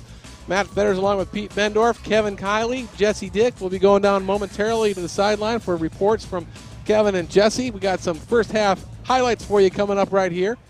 It's been everything we expected. Yeah, very evenly played game, and you see a block punt by Eric McBride, who's made a couple big plays for the Skyhawks in the first half, giving them field position. Nothing happened on that drive of 3 and out. And here's the first big play of the game, just a hitch route. 76 yards, Irvin Garner. It was all Garner. Who's had a great first half. He and Kevin Houghton have hooked up quite a bit in the passing game, which has been the key. Missed extra point, getting blocked. You've seen 2 block kicks by the Skyhawks. That is the difference here at halftime. Critical pass interference call here, and they claim there's a little contact there. Gave Bird a first down inside the 9-yard line. Like Sean Purcell looks down at that flag and says, what? The officials are from the Eastern region. Dominic Taylor, 9-yard touchdown run. First touchdown for Bird. And here was some of the great scramble by Kevin Houghton right before halftime here. And then another mistake by the Cougars. You'll see a ball here in the flat intended for Mr. Wargo. Picked off by Eric McBride. 46-yard return for the Skyhawks to put them up 14-6. And still, with just about a little over a minute remaining, the Cougars get the ball back, and they put together a nifty 4-play drive assisted by a big penalty. And they get right down there going for another 6 points. Just a little post route. Jared Green with a nice catch. Gets it right down there on the 1-yard line. Good job of his teammates keeping his composure, getting him. You see him quite fired up. And then Keith Payne with his vintage up and over. See if we see the 2-point conversion that failed. And that's where we are at halftime, 14-12. Very evenly played game. A couple of mistakes have hurt the Cougars, but this game's a long way from being over. Okay, if you're on the Cougars sideline, what adjustments do you make coming in here to the second half? Well, I think the thing that you want to do is obviously. Let's take a break right now. Let's go down to Kevin Kiley on the sideline. Guys, I grabbed David Bedwell as he was coming off. I was going to ask him a couple here. Coach, you're dominating the game. You're changing things up on defense. You're using a lot of movement to screw up their offensive line blocking. Is there anything else you're doing to try and keep them keep yourself in the game? We just got to defend better. Catching some balls. Very good football team. Just keep our guys moving and try to stop 44-1 and just see what happens here at the end. Your kids in the second half coming out knowing that you're 1 half away from a state championship. Just what you said right there. You're 1 half away, but you got to go, play 24 more minutes of football. And right now it's a 2-0 game. 14-12 doesn't mean anything. We got a 2-point lead, and just try to hold on to it. And hopefully our kids will dig down deep and find a way to get it done. Thanks, Coach. Good luck in the second half. All right, Kevin, good job catching Coach Bedwell as he comes back on the field there. What do you take away from those words there from Coach Bedwell? I typically didn't say much of anything, but which you're not. But I think it's a point well made. I'm sure he talked to his kids exactly that. This game is far from over, and you got to play it as though it's even or you're behind when you got a 2-point lead, and that really probably means nothing at this point. Again, though, I'm sure he's playing on the emotion of we've been here 3 times now. I believe last year they were out of the game early against Lansdowne, and this is a golden opportunity for the Skyhawks. Same thing if you're over on the Cougar side. I'm sure Coach Thompson and his coaches are preaching, let's just eliminate a few mistakes, and we'll be in great shape here. We've been able to move the ball through the air and have done a good job. Both teams have done a good job defending the run. As we mentioned in the first half, Oakton having a tough time getting that running game going. What can they do to maybe pop some things open? Well, I think you would assume as long as they can throw the ball effectively, that's going to back them off. I think, again, some play action stuff, getting them to back off because they're really bringing a lot of pressure up the front. But be patient, and as the game goes on, I think the history for Oakton is that they wear people down. And certainly that should play in their favor. I think Jessie Dick is ready down on the sideline. Let's go down to her.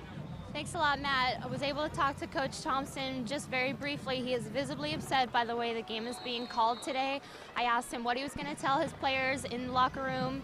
He said he was just going to remind them to keep their composure during the game no matter what happens. Remember, guys, emotion's going to play a big part in the second half of this game. All right, thanks, Jesse. The Cougars will kick it off to get the second half underway.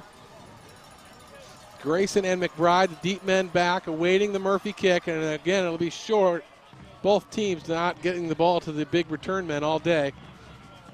And they'll battle their way up to about the 30-yard line while the Skyhawks will take over 1st and 10 at their own 31. Yeah, again, a short kick to Dante Boone, not willing to give up a big play here, starting the possession on the 30-yard line for the Skyhawks.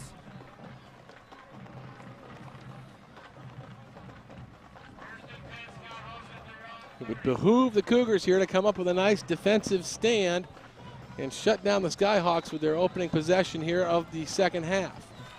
Let's see if we've got any changes. I don't suspect any, but let's see if they come out with anything special after halftime. Again, they're just a shift over and watch.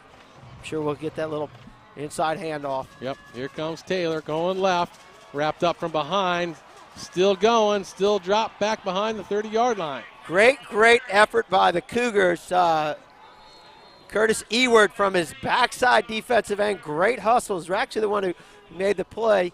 And then Keith Payne will finish him off. You watch 14 from the backside, chasing extremely hard. Makes a great play there. Spins off, and Keith Payne finishes him off. for a loss at 2 for the Cougars. Make it 2nd and 12 now. 11:37 as the clock rolls, just underway here in the second half. Again, playing very soft out there in the flat. Got Tompkins out on the far side, but they hit him right as soon as he makes the catch. Yeah, it was something we saw right away, and Oakton is willing to give up a little bit of room to prevent the home run ball. Here you'll see it, just a quick hitch at the top. A nice tackle here by Mark Davis. Good hustle. 3rd and 9 now for the Skyhawks. From their own 31-yard line. Rolling left, looking for Grayson. He's covered, still looking for him. Fires it back over the middle of the field's got him, but he'll be short of the first down. Yeah, a lot of time to throw the football. Actually well defended in the secondary for the Cougars, but we're unable to get any pressure on the quarterback. And we'll probably bring up a punting situation here on about their 40-yard line for the Skyhawks on their initial possession of the second half. He had Tompkins and Grayson out in the patterns, but you could tell he was looking for Grayson the whole way. Nice catch and a good tackle there by Mark Davis. Again, punting situation, single guy deep here. Cougars are going to try to come after this and make a play with their punt team. See 10 Cougars up on the line of scrimmage. Big floater snap again. Big high kick. Wargo driving back to the 30-yard line. Fair catch. And they'll mark it at about the 32. Outstanding punt. 22, rather.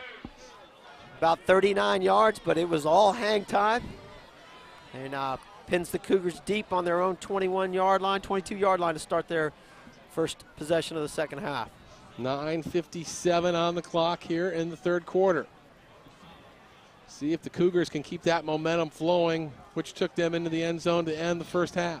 Yeah, one thing we didn't see was a whole lot of Keith Payne in that first half. He did score the touchdown, but it's really been Taylor Nalepa mainly. And, of course, throwing to Garner, who you see is split way up there at the top of your screen.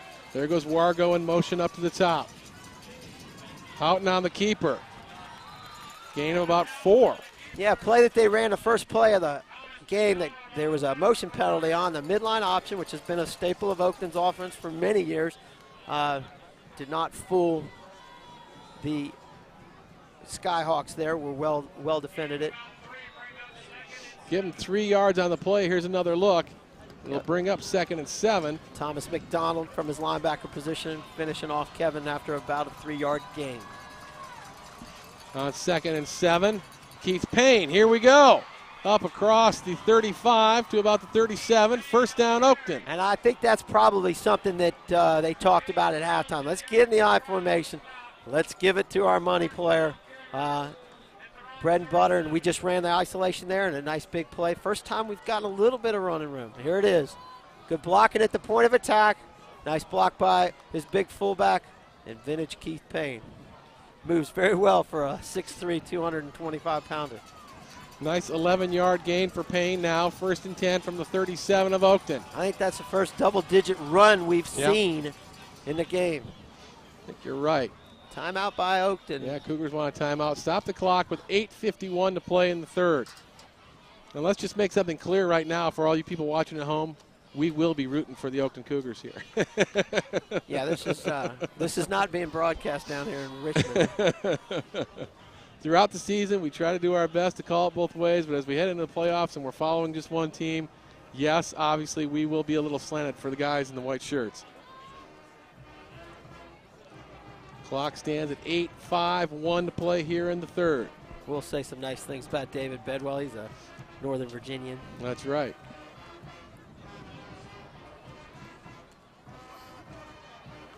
So the Cougars sort out what they want to do here on first down. Nalepa, then Payne in that order in the I formation. Keith Payne again, got some room. Up across the 45 to the 46, couple yards short of the first down. A little belly play back to the short side, into the short side of the field, allowing Keith to have his vision where he gets that vintage cutback that you see. And again, a nice big gainer on first down. Here you'll see it. Just getting behind his big fullback.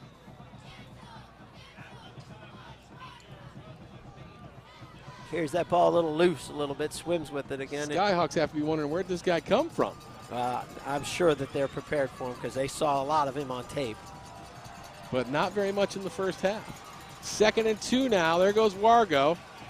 Here goes Payne again. Got some room, falls forward. He should have the first down. Yeah, counterplay out of their spread formation. Just pull the guard and tackle, sent Wargo in motion, hit it back to the weak side. And obviously maybe something they discussed at halftime. Let's run this ball into the boundary a little bit. Away from number 31, although he's down here at the bottom of the screen. Did a good job getting off tackle. Eric McBride, who's been a big player for the Skyhawks. 1st and 10 from the, we'll call it the 48-yard line here of Oakton. This time Wargo's got it. Going left, looking for some room. Gain of about 2, maybe 3. That's Chris Branch again from his outside linebacker position, making the tackle, number 3 for the Skyhawks. Jet sweep. Just another thing that you've seen quite a bit from the Cougars. Now inside LC Bird territory with 7:20 on the clock. Clock rolling along here in the 3rd quarter. Back in the I formation. Trying to eat some clock here and put together a... Here goes Payne up and over again. This time they stop him, but he still gets a couple more yards, maybe a gain of 1. Let's see if we can see that again. Just pulling the backside guard and tackle, and a great job of, and you'll see it here, a great job of not allowing any kick out up over the top. They were there to meet him and wrap him up, but he still picked up a yard. 3rd down and about 7 for the Cougars. Make it from the 48-yard line of Bird. Out in the throw, down the middle. He's got Payne, he's got the first down, he's got some room. And he's got 6 points. Keith Payne. You know, it's interesting. I was watching and they got in their spread set. They ran the switch route that's a staple of their offense and got it to their playmaker. Just an outstanding catch and a great run with the football by the University of Virginia recruit, Keith Payne. See if we see that. The Oakton fans quite excited here in Richmond. That warms things up over there on the Oakton side as we line up for the point after.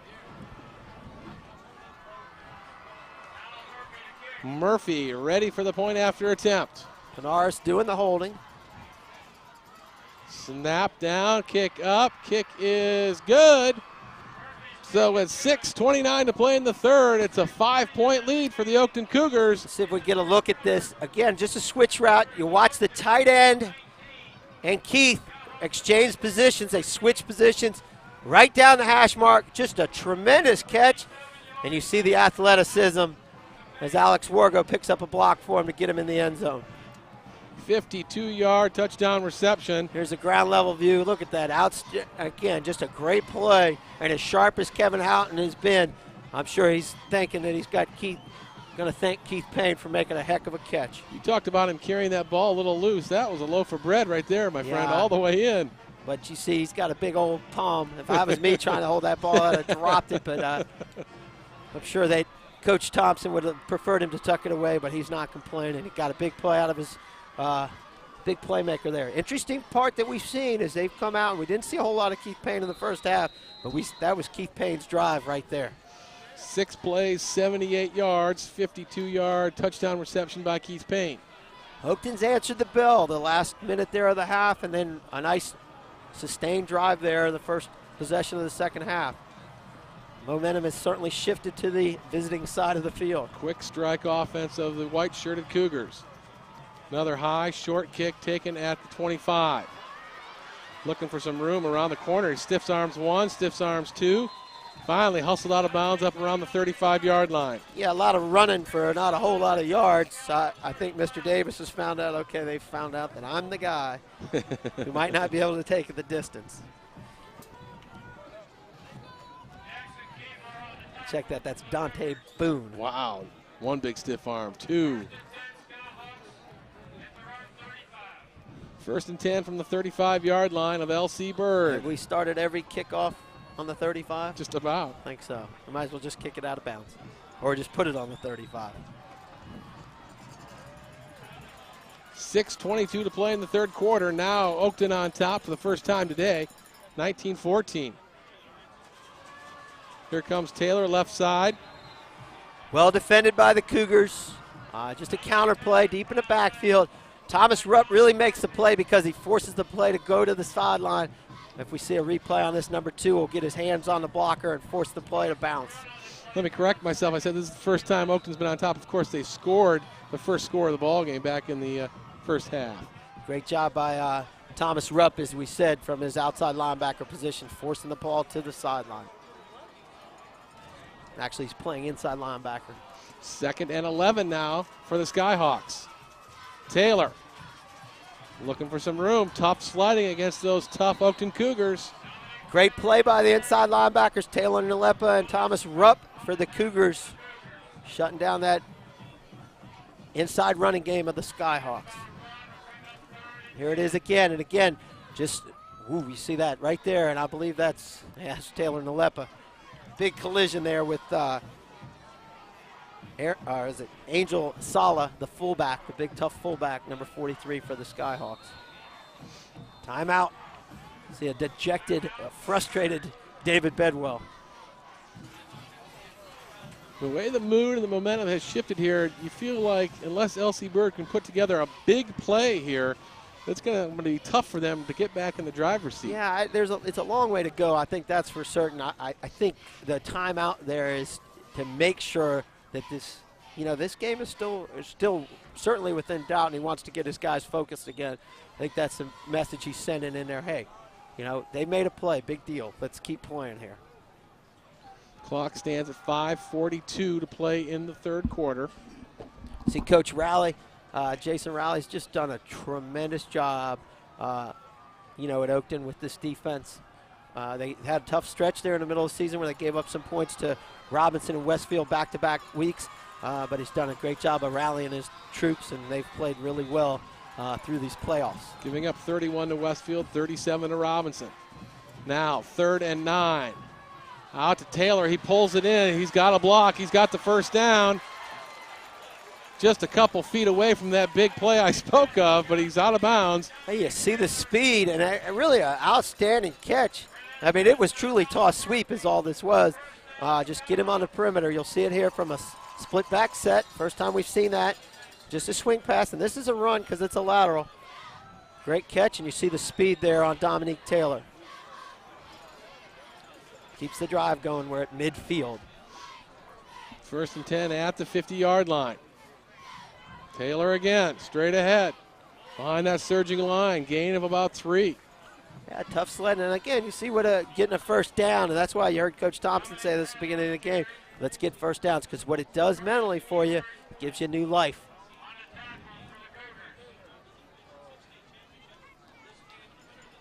Now from the Oakton 47-yard line. 2nd and about 6, we'll call it. 5:06 to play in the third quarter. Skyhawks down by 5. Tompkins split way down to the bottom of your screen. Taylor again, straight ahead.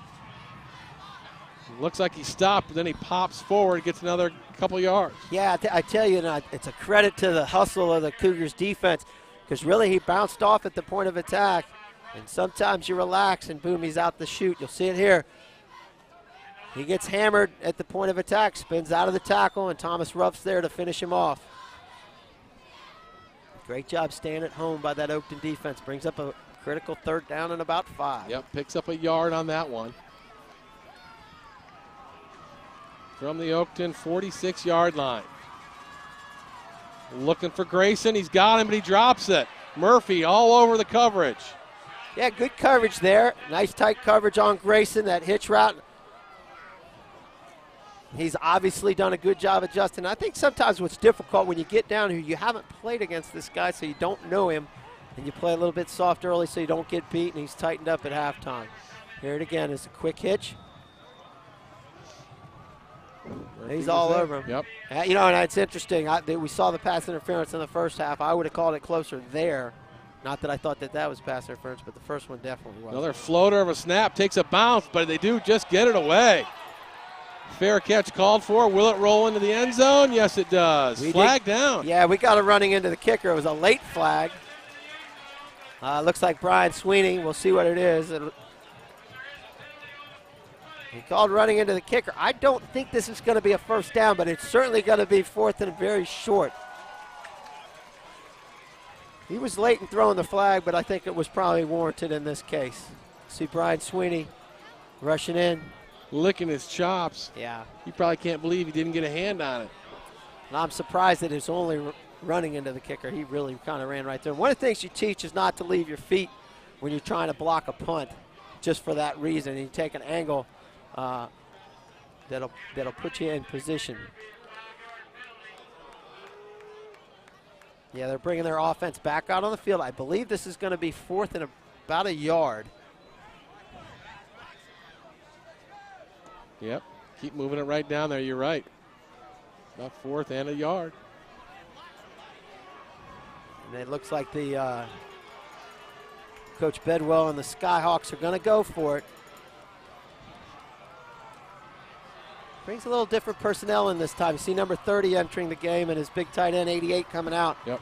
A little different maybe formation-wise. Number 30 is Josh Castleberry. Everybody on either side of this field is on their feet. This is a big play with 4:02 to play in the third quarter. I'm not sure. Oh, they're restarting the 25-second clock. We actually have a 25-second clock down here. Yep. That's what the official's asking, so they'll reset that 25-second clock. I don't know if we get a shot of that. Yeah, a little shot clock, if you will, down in the corners of the end zones. Here we go. 4th and 1 for the Skyhawks. Back in that power eye. Everybody in tight for the Cougars. Trying to draw them off, possibly. Hughes takes his time, but makes some adjustments. Here they come. Taylor. He's got the first down and a little bit more. There's a penalty in the backfield here, and I don't know. It could be holding on the Skyhawks. Something occurred. Let's see what we got here.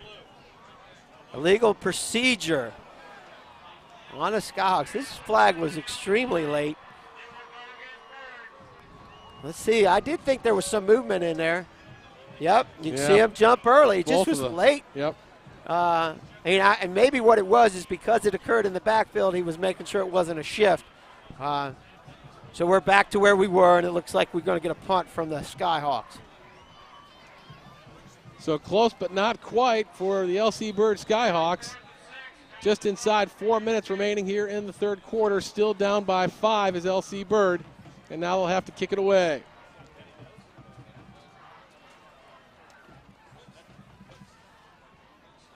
High wobbler going around the right side. Wargo with the fair catch. He pulls it in right at the 30-yard line. 20-yard line, rather. So after the 2 penalties, the ball ended up in the exact same spot. All we did was eat a little bit of clock. But it was exciting. Yes. 3:37 to go here in the third quarter, with the Cougars leading at 19-14.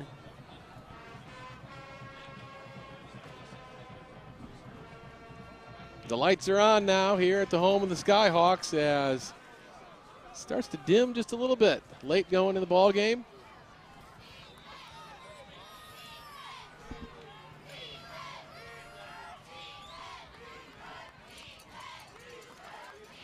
The official trying to shoot Garner off the field. He says, well, if I'm going off, I'm going to go off to my side of the field. Interesting, because he had an equipment problem, and the official ran him off the field. Who knows what's going on? Maybe it's just the way they do it in the Eastern region. I don't know. We're going to huddle back up here.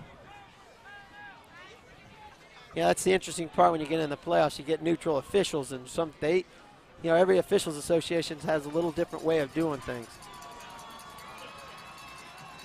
1st and 10 from the 20-yard line of Oakton. Payne in motion there to the bottom of your screen. Flags fly. Saw the defensive line from LC Bird moving around. Yep, they just crossed that neutral zone.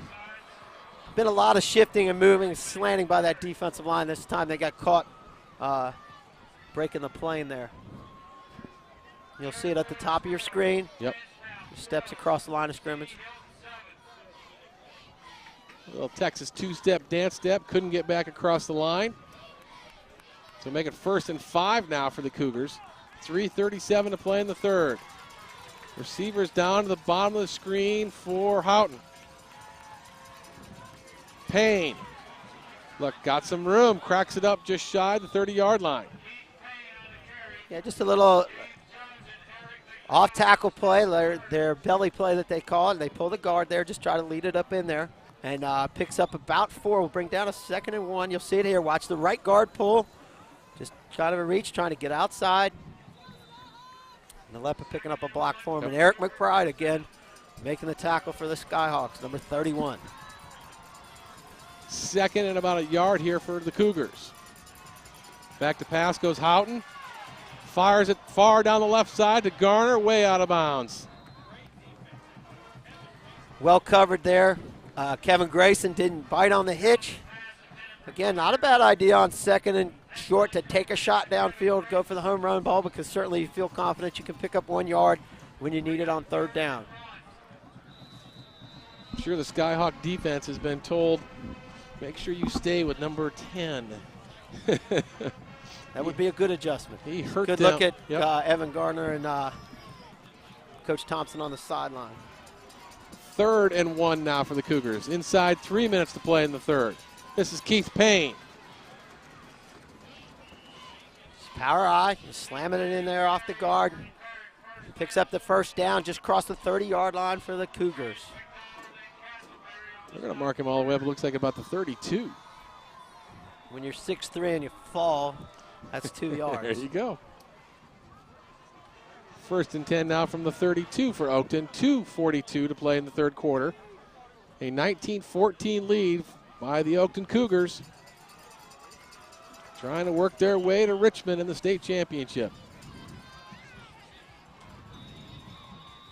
And officials timeout.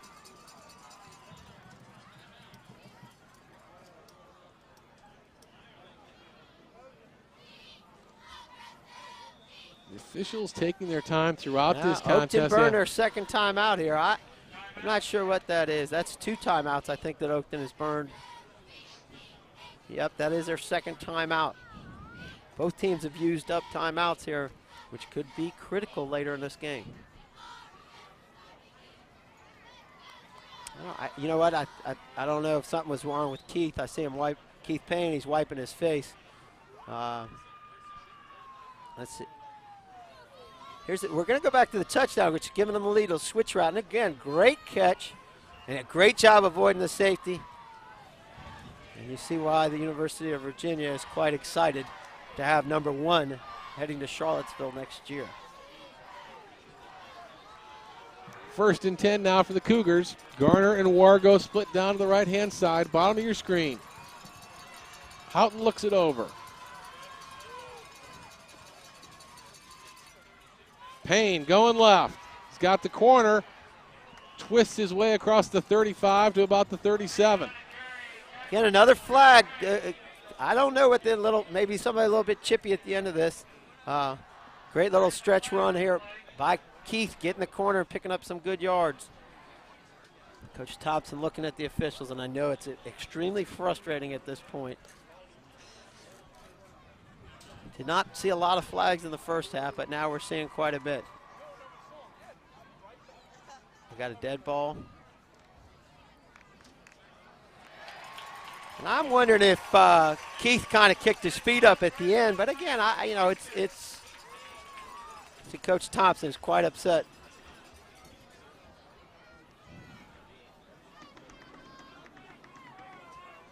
Let's see if we can get a replay here at the end of this run, and we'll see what happens. Negating a great 1st down run. Back just short. Watch it here. We got a ground view. Let's see if anything happens right at the end.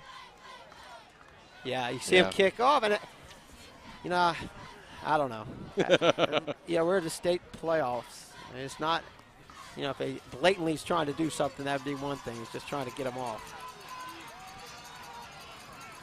2nd and 18, we'll call it now for the Cougars. Houghton to throw, fires the left side. Completes the pass. The host of blue shirts are there on Garner. to drop him at about the 38-yard line. This is a great job by Irvin Garner and Kevin Houghton finding that little opening because he was well covered. He got himself open, and this ball is dead on it. Great protection by the offensive line. This ball is thrown right between 3-4 Skyhawk defenders. Great throw and catch. Pick up that 15 yards that they lost on the penalty. 3rd and 4 now for the Cougars. Call up the 38-yard line of Oakton. 1:17 to play in the third quarter. Wargo tries to go left, but he's slipped up in the backfield. Slow counterplay again, trying to get the defense pursuing to Keith Payne, and Skyhawks were not fooled. Bring up a punting situation for the Cougars. You know, I think what's even more impressive than Houghton getting the ball where he's getting it is that Garner continues to make the catch time and time again. He's getting himself open again. Here you see that counterplay. Nice job by the Skyhawks, not biting on the emotion. You don't see that often in high school football, that the receivers continually pull that ball in.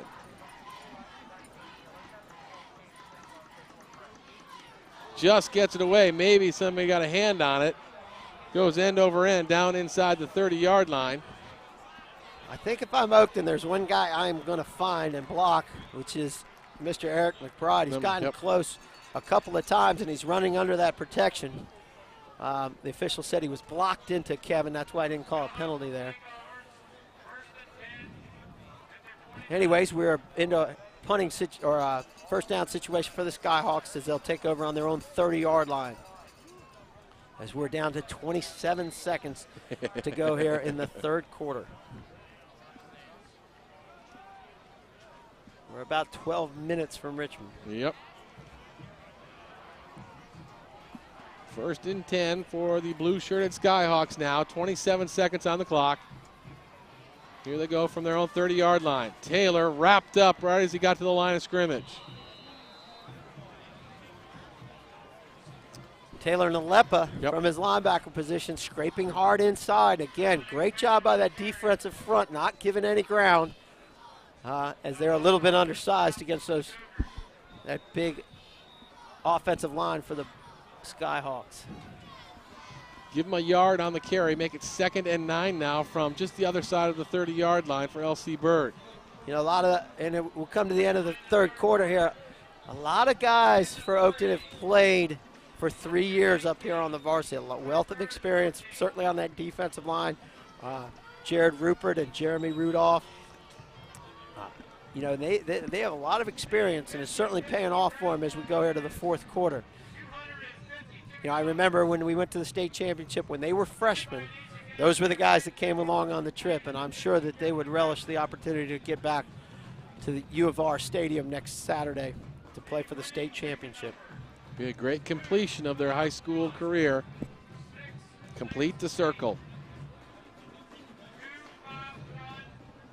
Don't forget, if you want a copy of this ball game or any other game you've seen throughout the season, go to the website, fairfaxsportsnetwork.com. Get your very own DVD copy. You know, I'm not even sure that Coach Thompson knows, but a win today would be a school record for most wins in a season for the Cougars. 11. They've had 10, probably about 4 or 5 occasions, but that elusive game number 11, they have not been able to do. Fresh 12 minutes on the clock as we begin the fourth and final quarter of this ball game. 2nd and 9 for the Skyhawks. Taylor all the way up the right-hand side, just shy of the 45-yard line. It's interesting. Oakton brought some pressure, and they to the field, or to the wide side of the field, and Taylor did a nice job of being patient, sitting behind his blocks, and waiting until it popped open and picked up a nice gain. Good block by his fullback. And you see Taylor pop through there for a nice pickup and a first down. About a 19-yard gain for Taylor. Now they're in business at the 44-yard line. Here comes Taylor again. Hit hard and knocked back right as he got to the line. Big number 70, Jared Rupert. Yep, the 2-time All-Region player, second-team All-State. Again, Thomas Rupp doing a nice job of taking that on off tackle, forcing the ball back. Let's watch Rupert. Rupert's playing over the center. who does a great job of getting off the block, and boom. And that's textbook. That's a heck of a job by Mr. Rupert. Wow. 2nd and 9 now from the 46-yard line of L.C. Bird. 10:52 remaining in this ball game. Down by 5 are the Skyhawks. Taylor straight ahead. Look out. He's got the first down. Twists his way just shy of the 40-yard line. Oakton jumped in that even front that we see, or the odd front that they used so effectively last week. A good job of Taylor being patient and cutting it back against that flow. Just reading that nose guard. You see Rupert on the nose, and you see him slant, and you'll see Taylor just run it right back behind him. Good vision. The size of that hole. 1st and 10 now from the 43 of Oakton. Taylor again. Pounds his way forward after a gain of about 2.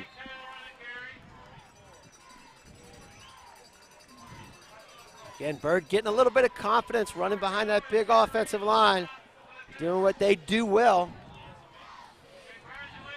Oakton's going to need to come up with a big stop here, get him in 3rd down and long. It's a critical down here for Oakton.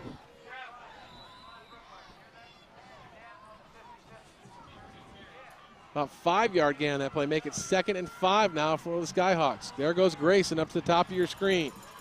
Favorite target of Jonathan Hughes. Taylor, though, takes it right inside the 30. Look at him go. Dragged down inside the 10-yard line.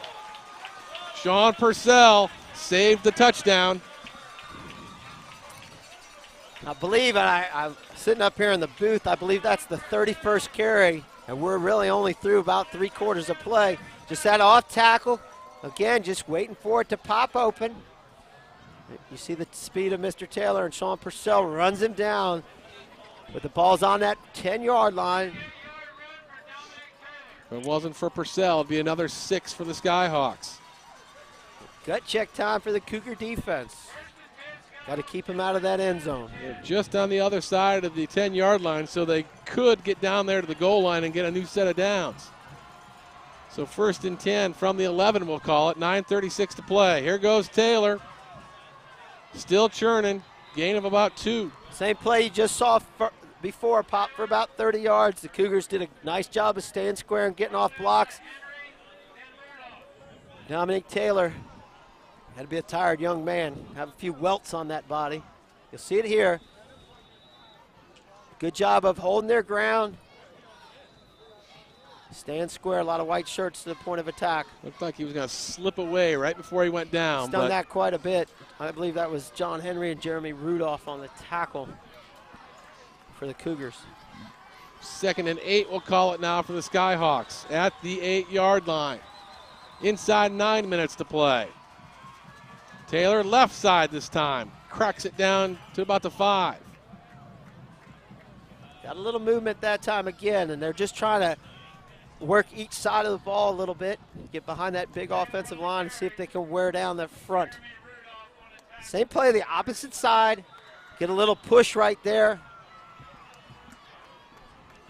And we'll bring up about a 3rd and a long 5, we'll say, on the 6-yard line. 3rd and 5 from the 6. Clock rolling along, 8:20 to play in the ball game. Keep an eye on the tight end, number 31. Taylor goes down right after he gets the ball, so he'll lose a couple on that and make it 4th and about 7 now. Good penetration there by Jared Rupert from his nose position. Got off the center, and again, Taylor seemed to stumble and lose about 2 yards. We're going to bring up a 4th down and 7. Yeah, you see him catch his feet, got caught up with his quarterback. They're going to go for it here. A little bit surprising. A field goal would get them to within 2 points, and they could win with a field goal, but they're going to go ahead and go for it here. Watch the tight end, number 31. Remember, they can get down to the goal line and still pick up 4 new downs. Hughes goes into a little pantomime 4 here. seconds. Call timeout. Yep. Play clock got down to 1 second. He had to call for the timeout, so he stops the clock with 7:25 to play in the ball game. That'll leave both teams with 1 timeout. as we go down. Oh, they called a legal procedure here.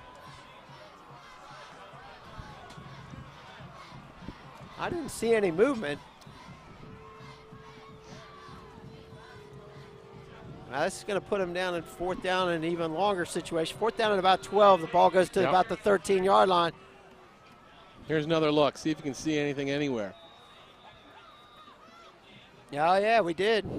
Up there on the left-hand side of the line. The left tackle moved a little bit early. I'm wondering if they had a play called or whether they were just trying to get 5 yards on the penalty, put them in short yardage. Well, if that was the case, backfired. I am somewhat surprised that they're not taking a shot at a field goal here. It puts you within, you can win the game with a field goal. But that's why I'm sitting up here. 4th and essentially goal from the 12-yard line. Got to get just inside that 1-yard line to try to pick up a first down. You see Coach Rowley talking to the official.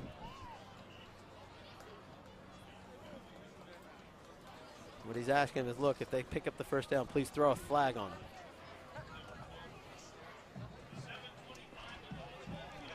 Clock stands at 7:25 to go in the ball game. A 5-point lead by the Oakton Cougars, who are trying to get their side of the field pumped up for this 4th down stand. Got Mr. Grayson down here in the corner. See if we get a fade route or something to him. Reverse. Yep, here goes Grayson, left side, got a lot of room. Purcell, no, they stop him at the 5. You know, something we talked about earlier in the game. They kept running Grayson on the reverse, and certainly they want to get the ball to their playmaker. Just a great hustle play by Curtis Eward. All right, let's take a quick time out, put a new tape in the deck. We'll be right back. You're watching the FSN Cox 35 Game of the Week. First play of the Oakton possession was a give to Mr. Payne, picked up a couple yards on the left side. Make it 2nd and 8 now for the Cougars. Inside 7 minutes to play in this ball game. A 5-point lead for Oakton. Critical drive for Oakton to get the ball off the shadow of their goal line. Keith Payne dances his way to the right.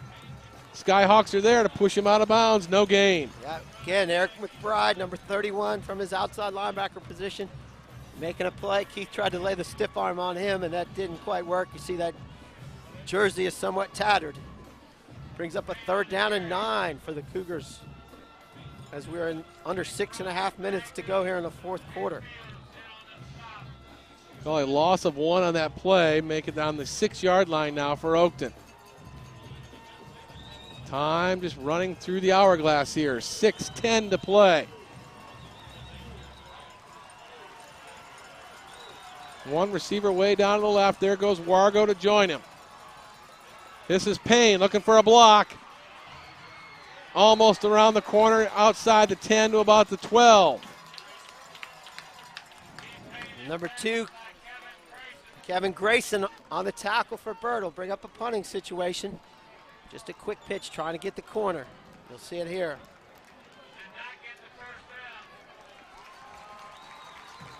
You'll see Payne's attempt just shy of the first down. Critical job. Remember the punt block early in the game. They got to protect number 31. He's down here at the bottom. Yep. Of course, Grayson is deep. Keep an eye on the bottom of your screen. McBride works his way in. High spiral. Fair catch called for. Taken back at about the 43-yard line for the Skyhawks. I will tell you that Kevin Houghton has been huge for the Cougars today. Not only running the offense and throwing the balls effectively, but right there hitting a big punt at a critical time, about a 40-yarder for the Cougars. Suspense building here with 5:46 to play in this ball game. The LC Bird band is cranked up. The fans are into it. Let's see what the Skyhawks can do here. 1st and 10 from their own 44-yard line. Getting your money's worth. Plenty of time for them to run their offense. Taylor looking for some room on the right side. Nice gain of about 3 on the play.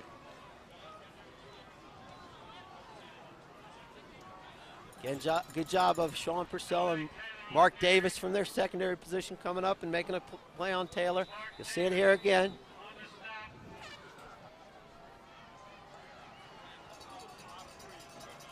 Taylor Nalepa laying the final hammer.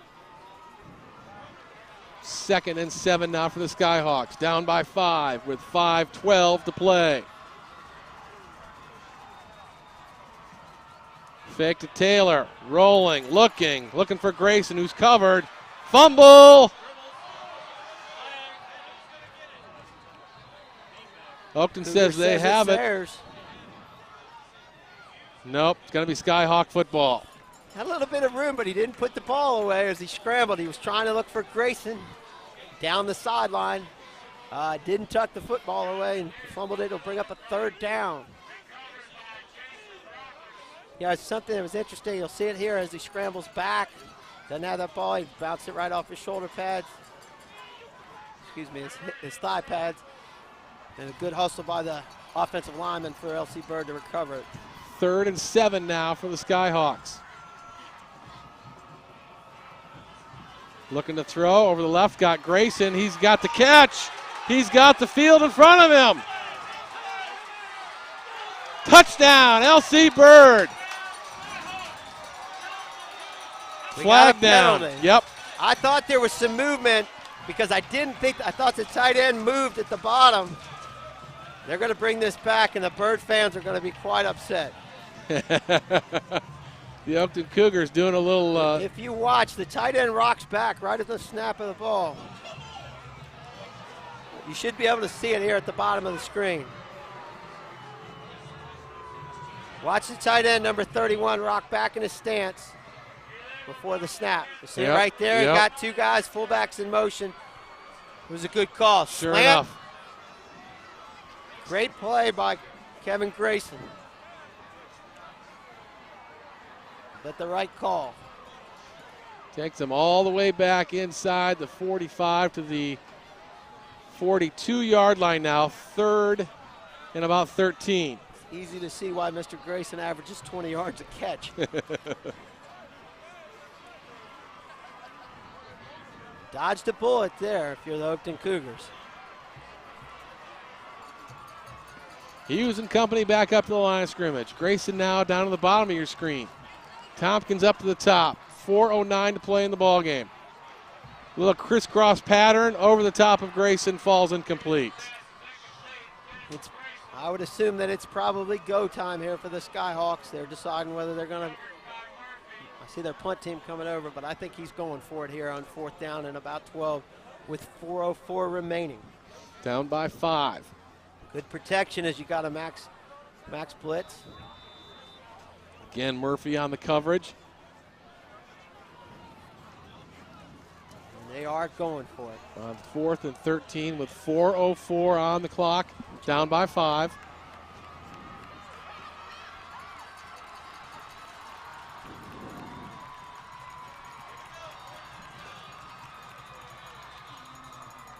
L.C. Bird burns their final timeout. Clock stands at 4:04. Don't forget, at the end of this one, players of the game presentations coming right up with post-game interviews, so stay tuned for that. It will be interesting here, and I think the difference so far in the game has been the play of Kevin Houghton being as effective as he has been throwing the football. Neither team has been able to run the ball to their typical effectiveness, but Kevin Houghton has been the difference.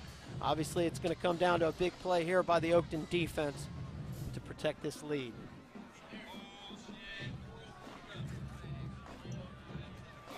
Skyhawk cheerleaders doing their best to get the fans into this.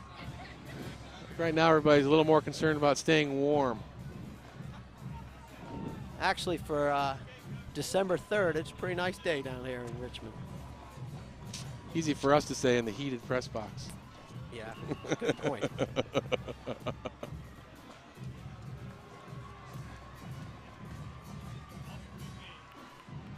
Cougar defense is set. Here come the Skyhawks on 4th down.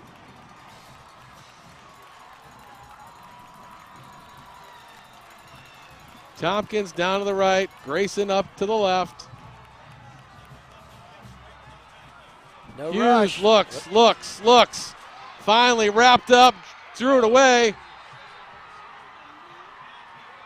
Called an incomplete pass, and the Cougars will take over in LC Bird territory.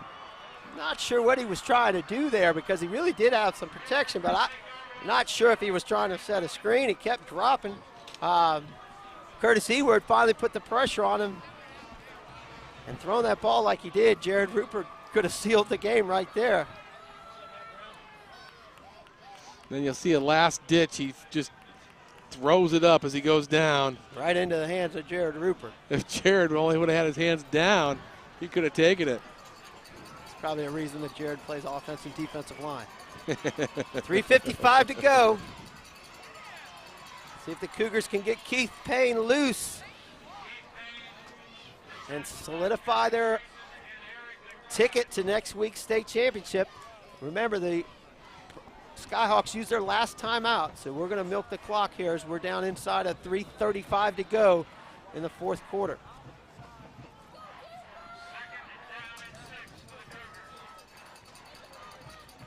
Big defensive stand for the Skyhawks if they have any hope of hanging in here for a last-ditch effort. 2 first downs will probably do it for Oakton. 2nd and 6 for the Cougars. Payne straight ahead. Be about a yard short of the first down. I think it's going to be close. I think you're right up there on it. They'll actually allow that clock to run now under 3 minutes. Well, they just took the time out to measure here.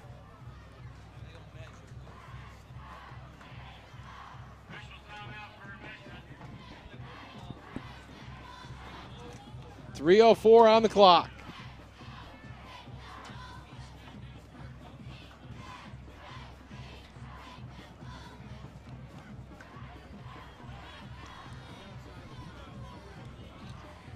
We're going to get a measurement here. And it looks like they came up just short to bring up a 3rd down and 1 for the Cougars. We're at 3:04. Looks like they're bringing in their heavy backfield. Expect them to get in the power eye and try to slam the football a little bit here. Critical first down. See Coach Bedwell, and it is quiet here on the sideline here at LC Bird, this capacity crowd. 3rd and inches now for the Oakton Cougars. Clock still at 3:04, a 5-point lead for the guys in the white shirts.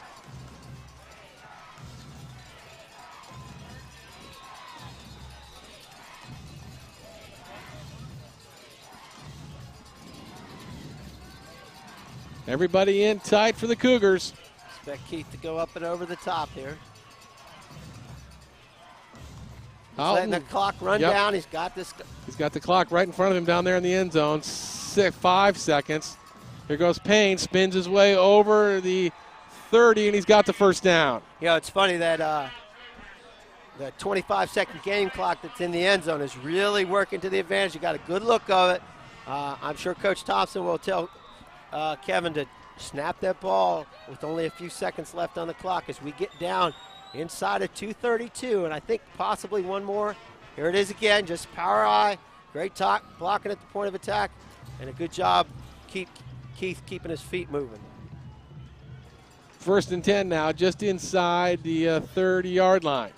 Keith Payne again, popped as he gets to the 30. Fumble, McBride's on top of it. Skyhawk football. The one thing that Oakton did not want to happen was a turnover. Let's see if Eric McBride recovered it. Let's see if he also delivered the hit. See it right here at the point of attack. It's number 30. Yep. Castleberry. I don't know, he might have been down. It looked like he ripped it from his hands as it came out, as he went down. Let's take a look at that one more time, guys, can we? Right after this play, maybe we can go back to it and see if he's down. It looked like he was. But the point is moot as the Skyhawks get new life with 2:12 to play in this ball game, down by 5. Back to pass, fires it out to the left side, he's got his man. Gets it up to the first down. Wasn't his knee down? Yeah, no question. I don't know what league we're officiating. What are they looking at? First down, ball's on the 40-yard line. Holy Mackinac. Bagby with the reception. Here's another look at the fumble.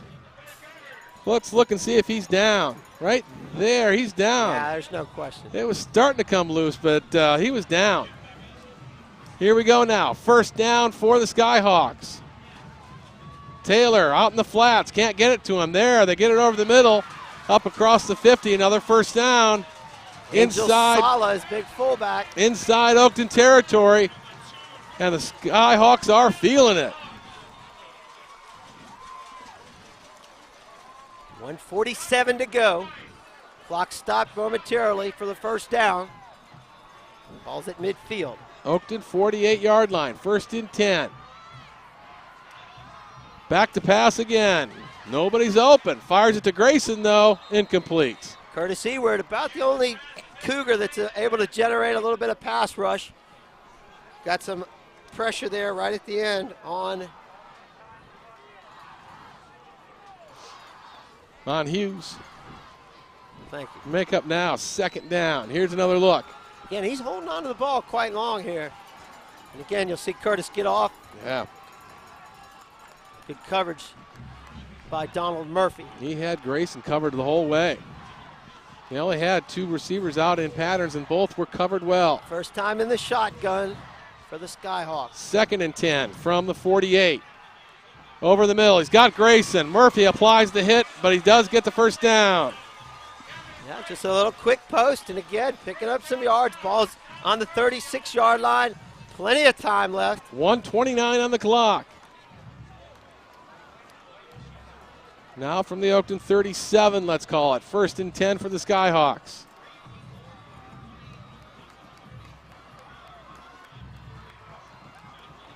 Now he's got a man on the left side. Got him. Great job of keeping him in bounds. Jackson Keebler on the tackle. That's number 7. Josh Booterball. Booterball.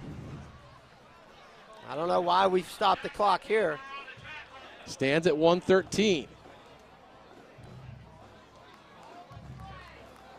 There could be a flag over there. Let's see it. Just a quick out. You saw the post before.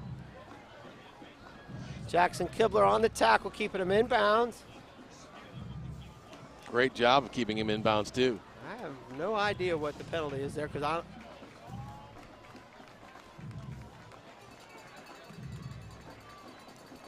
Everybody looking on as the officials try to sort out matters with 1:13 left in the ball game.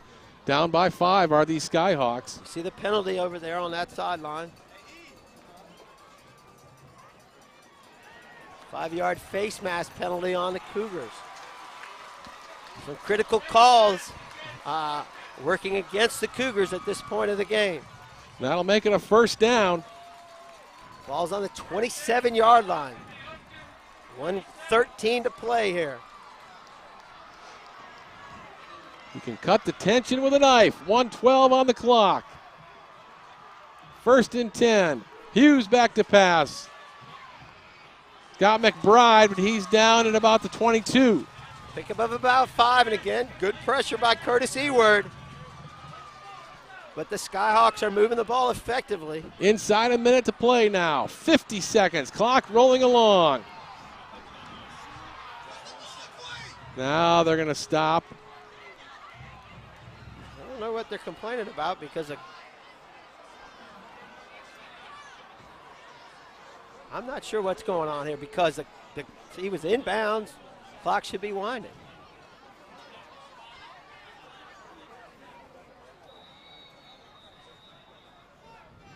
Timeout Oakton. Clock stands at 46 seconds left in the ball game, but let's see if that changes. I'm not sure what the bird coaches were screaming because the clock was running.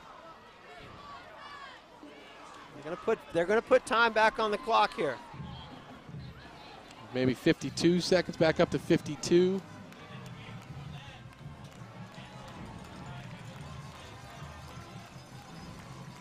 We're gonna get 6 seconds put back on the clock here. 52.2 seconds as Oakton takes their final timeout.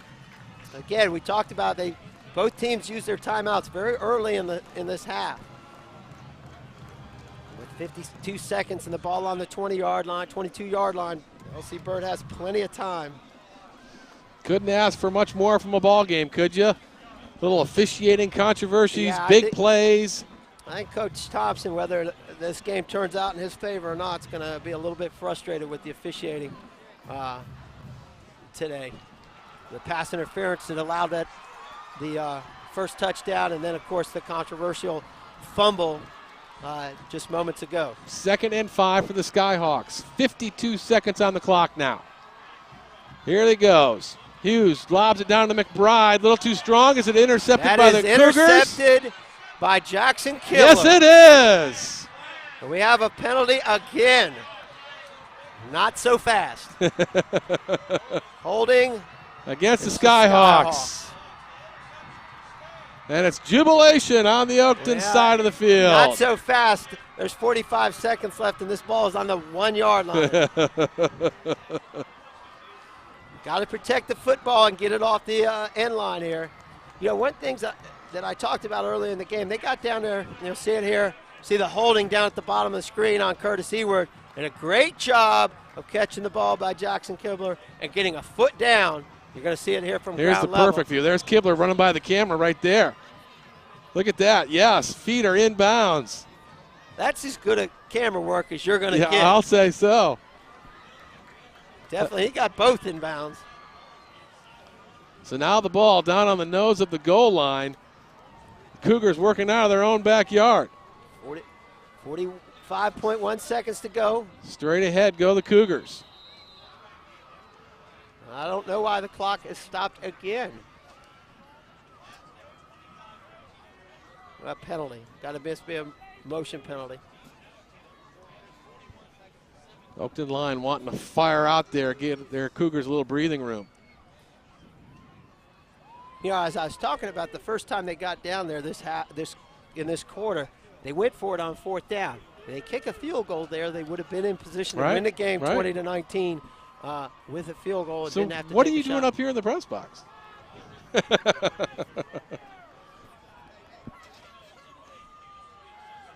Sure why they declined the penalty there, because that'll wind the clock.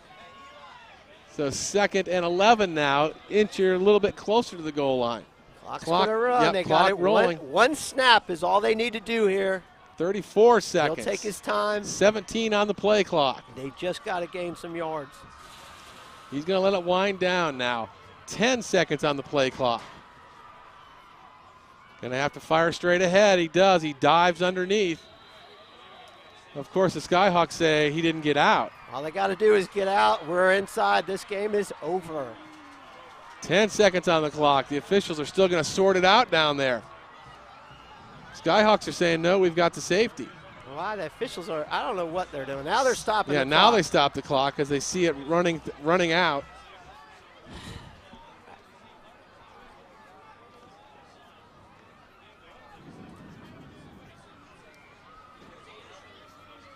Still sorting it out. I think the only person that signaled safety was a Skyhawk player.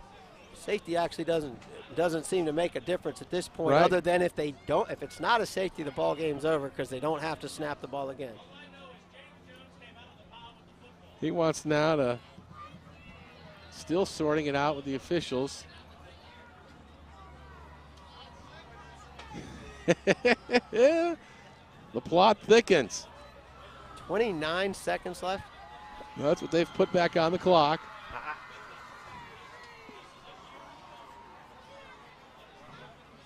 Safety. Yeah, they do call it a safety. So Houghton wasn't able to get out of the end zone on the keeper. And 29 seconds left on the clock. Yeah. That's the part that really sticks it to you. Still some time left. Here's another look. He dives down. And it may have been a safety. It was Yeah. a heck of a play there. I'm not sure that he got the ball out of the end zone. But if I'm Oakton, I'm questioning how much time they put back on the clock. Yeah, yeah. Well, there you see Coach Thompson talking to the officials. Yeah, and he's pointing down there to the scoreboard, pointing in the direction of the clock. And I'm sure we'll tell by his reaction what the answer is. Yeah, because the snap would have occurred inside of 25 seconds because they did not have to snap the ball again had they gotten the ball off the goal line. Score is 19-16. And the officials walk into the middle of the field. We'll see what's going to go on here if he'll give us a explanation. He's just keeping on walking. Yes, Maybe he he's gonna is. walk right on out of here. You just followed me down here, gentlemen. I am amazed at what's going on here. So now it's a 3-point lead for the Cougars. 29 seconds have been put on the clock. Had they kicked the field goal before, it would be a tie game. There you go. Get points while you can. So now the Cougars will have to kick it away from their own 20-yard line. Very shady officiating going on here. Where do you put this kickoff? Do you stick with your strategy all day of short? I wouldn't kick the ball to Grayson, I can tell you that. I'd kick this ball on the ground. Even though it will result in good field position for the Skyhawks. Yeah, you just got to trust your defense, and then if you can get this ball to midfield, you're going to be okay. All right, Donald Murphy has it teed up. I will tell you the young man has a strong leg for LC Bird. High and short. Taking Fair it to catch. 45, bobbled. This is McBride. There was a fair catch on this, so they're actually in pretty good shape. This ball is going to be on the Yep. 43-yard line. So they call for the fair catch, so it's down right there where he touches it. So they'll start 1st and 10 from the 43 with 28 seconds to work with, and now it's all in the hands of the Cougar defense. Prior to the game, John Bolton, their kicker, was trying to hit the ball from about 55 yards out, and he had plenty of leg. They would need to pick up about 20 yards to get a shot at a field goal to tie this game. Back in the shotgun. Here we goes go. Hughes. Hughes has Grayson, his favorite target, down to the bottom of your screen. Tompkins up to the left. Grayson over the middle, incomplete. Stops the clock with 23 seconds to play.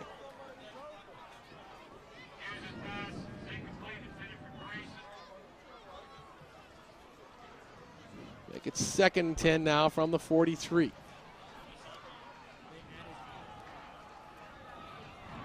A lot can go on in 23 seconds here. Pretty much same formation out of the shotgun now for Hughes. He's got McBride over the middle. He makes the catch. Fumble. Scooped up by the Cougars, and it's their football. Yeah, great play. Sean Purcell with the fumble recovery. And that should do it for the Cougars. Had McBride over the middle. Purcell pops it loose. You know, it's interesting. That ball was thrown with about 20 seconds. They would have had a hard time getting a playoff, maybe just a grounding situation in the middle of the field with no timeout. Yep, 16 seconds on the clock. See if we can get a replay on that, see who made the tackle from behind. Here it is. McBride, the inside receiver at the bottom of the screen. Got it, nice catch. Jackson Kibler, the man of the hour. Kibler. A nice strip, punching the ball loose. And the Cougars go to the genuflect offense, and that'll be the final play of this ball game.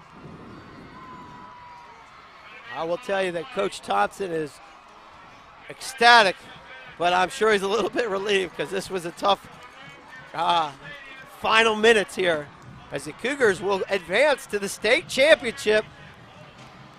And FSN Cox 35 will be there to bring it to you next weekend. We will travel down to the University of Richmond and bring you the Division VI state championship game as the Cougars win their semifinal contest by 3 over the LC Bird Skyhawks. Stay tuned for players of the game presentations and post-game interviews. Wow. You say that again. Obviously a very happy Oakton Cougar bunch. And a dejected LC Bird. They've been here 3 times now, and to come up short is a bitter, bitter pill to swallow for David Bedwell and his Skyhawks. Definitely a classic battle. One you'll probably want a copy of. Go to the website, get your own copy on DVD of this ball game. The big play of the second half. And again, the play of Kevin Houghton was the pass play to Keith Payne. Yep. The big touchdown pass, which was the difference in this ball game. Houghton throwing strikes and his receivers catching just about every ball he put out there. I don't think we saw a drop ball all day, did we? If we did, not very many. Yeah. Here's that play again. This is the game winner. Just a little switch route. Kevin Houghton off his back foot, and what a tremendous grab. Yes. And then it's all Keith Payne from about 30 yards out. Wargo running interference there for him. Well, he did it last week on the ground. He did it this week through the air. Oakton can beat you a couple different ways, but certainly I'm glad that it did not come down to officiating. Here's the interception by Jackson Kibler, who came up huge in the last minute of this game. Again, just a little switch route. Man coverage by the Cougars. Trying to get it down to McBride, and he was there for the interception. Do we have the other angle of that replay? That was the great angle. As the Cougars celebrate at midfield, and we try to round up our post-game interviews. Another classic here on the FSN Cox 35 Game of the Week.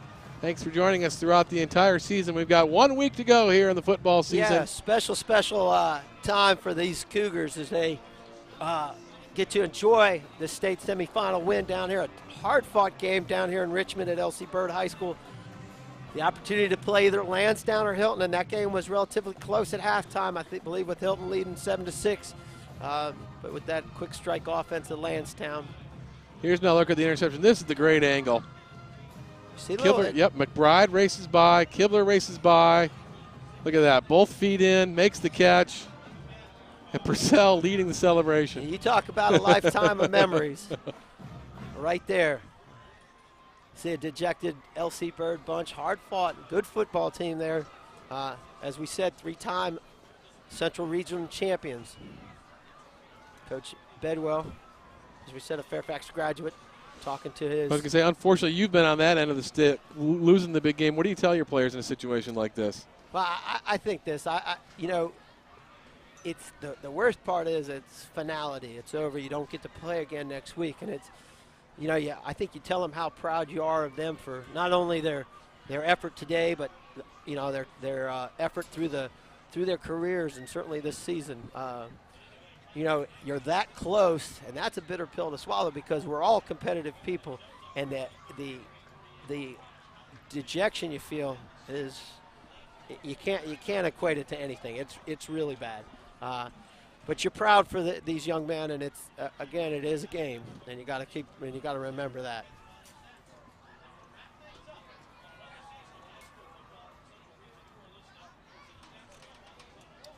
So players of the game presentations coming right up. As soon as we can round up these guys. Yeah, a lot of people excited down here. Oakton's down in the other end zone celebrating the win with their fans and their cheerleaders. Great moment for Coach Thompson and his staff.